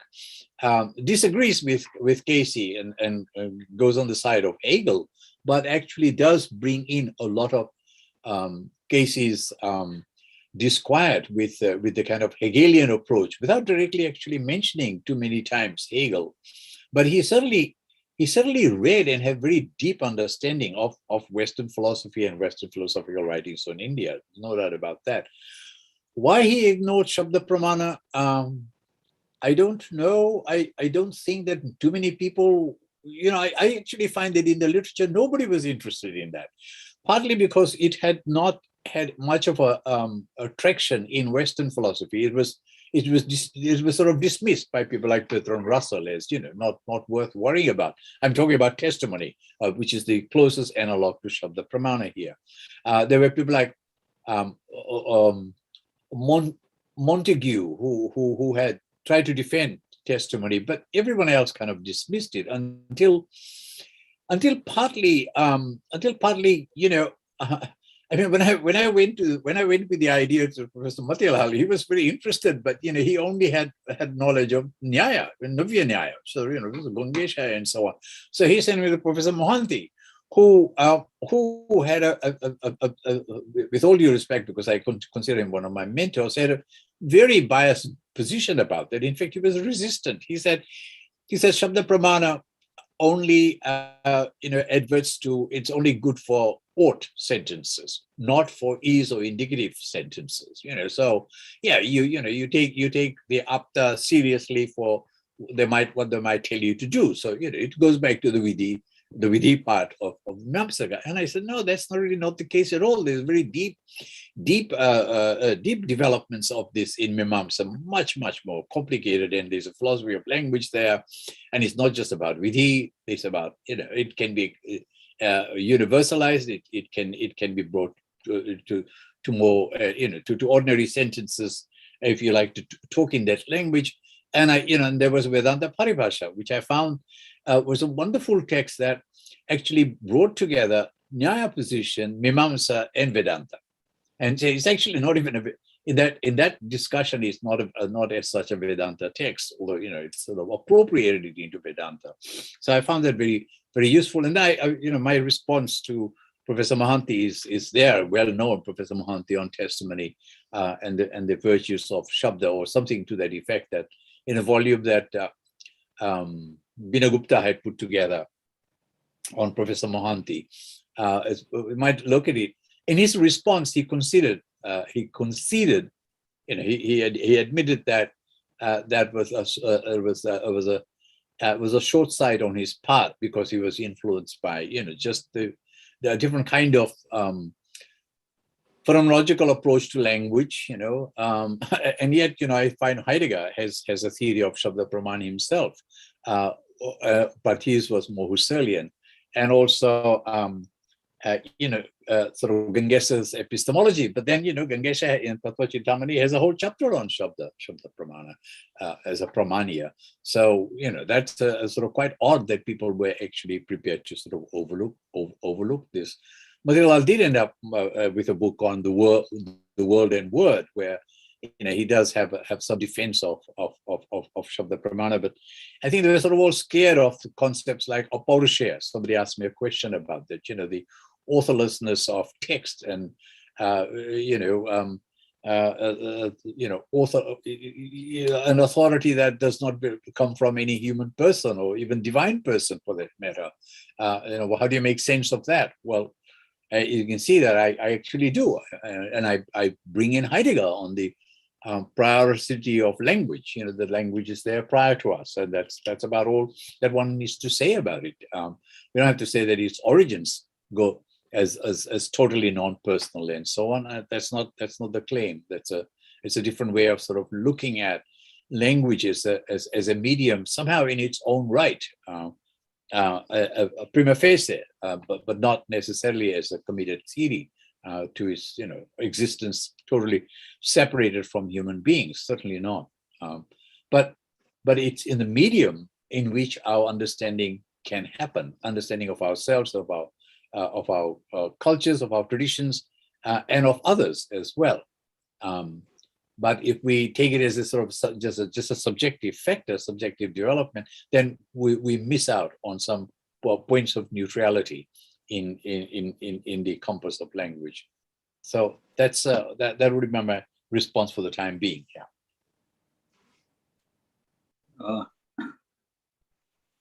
Nataraj? Sir. Yes, sir. Is it time to say bye for this meeting? Yeah. You guys, you must be hungry there, India, it's in getting, India, it's almost nearing 9 o'clock. Getting 9 o'clock. But we are so engrossed into listening to the professor that we forgot dinner. So it's great. So there is one last comment from the same Ashoka University, I believe. This professor is also visiting professor there, Raja Roshan Hajan. That's one last response, and we'll say goodbye. He says that I'm wondering whether the idea that Indian philosophy is done best in its own terms is a way of discouraging budding scholars to develop ways in which different traditions can be brought into conversation with one another. Personally, I think that Anekantavada, Nayavada, and Syadvada on the one hand, and Nanal's presentationalist account on the rational role of experience, and then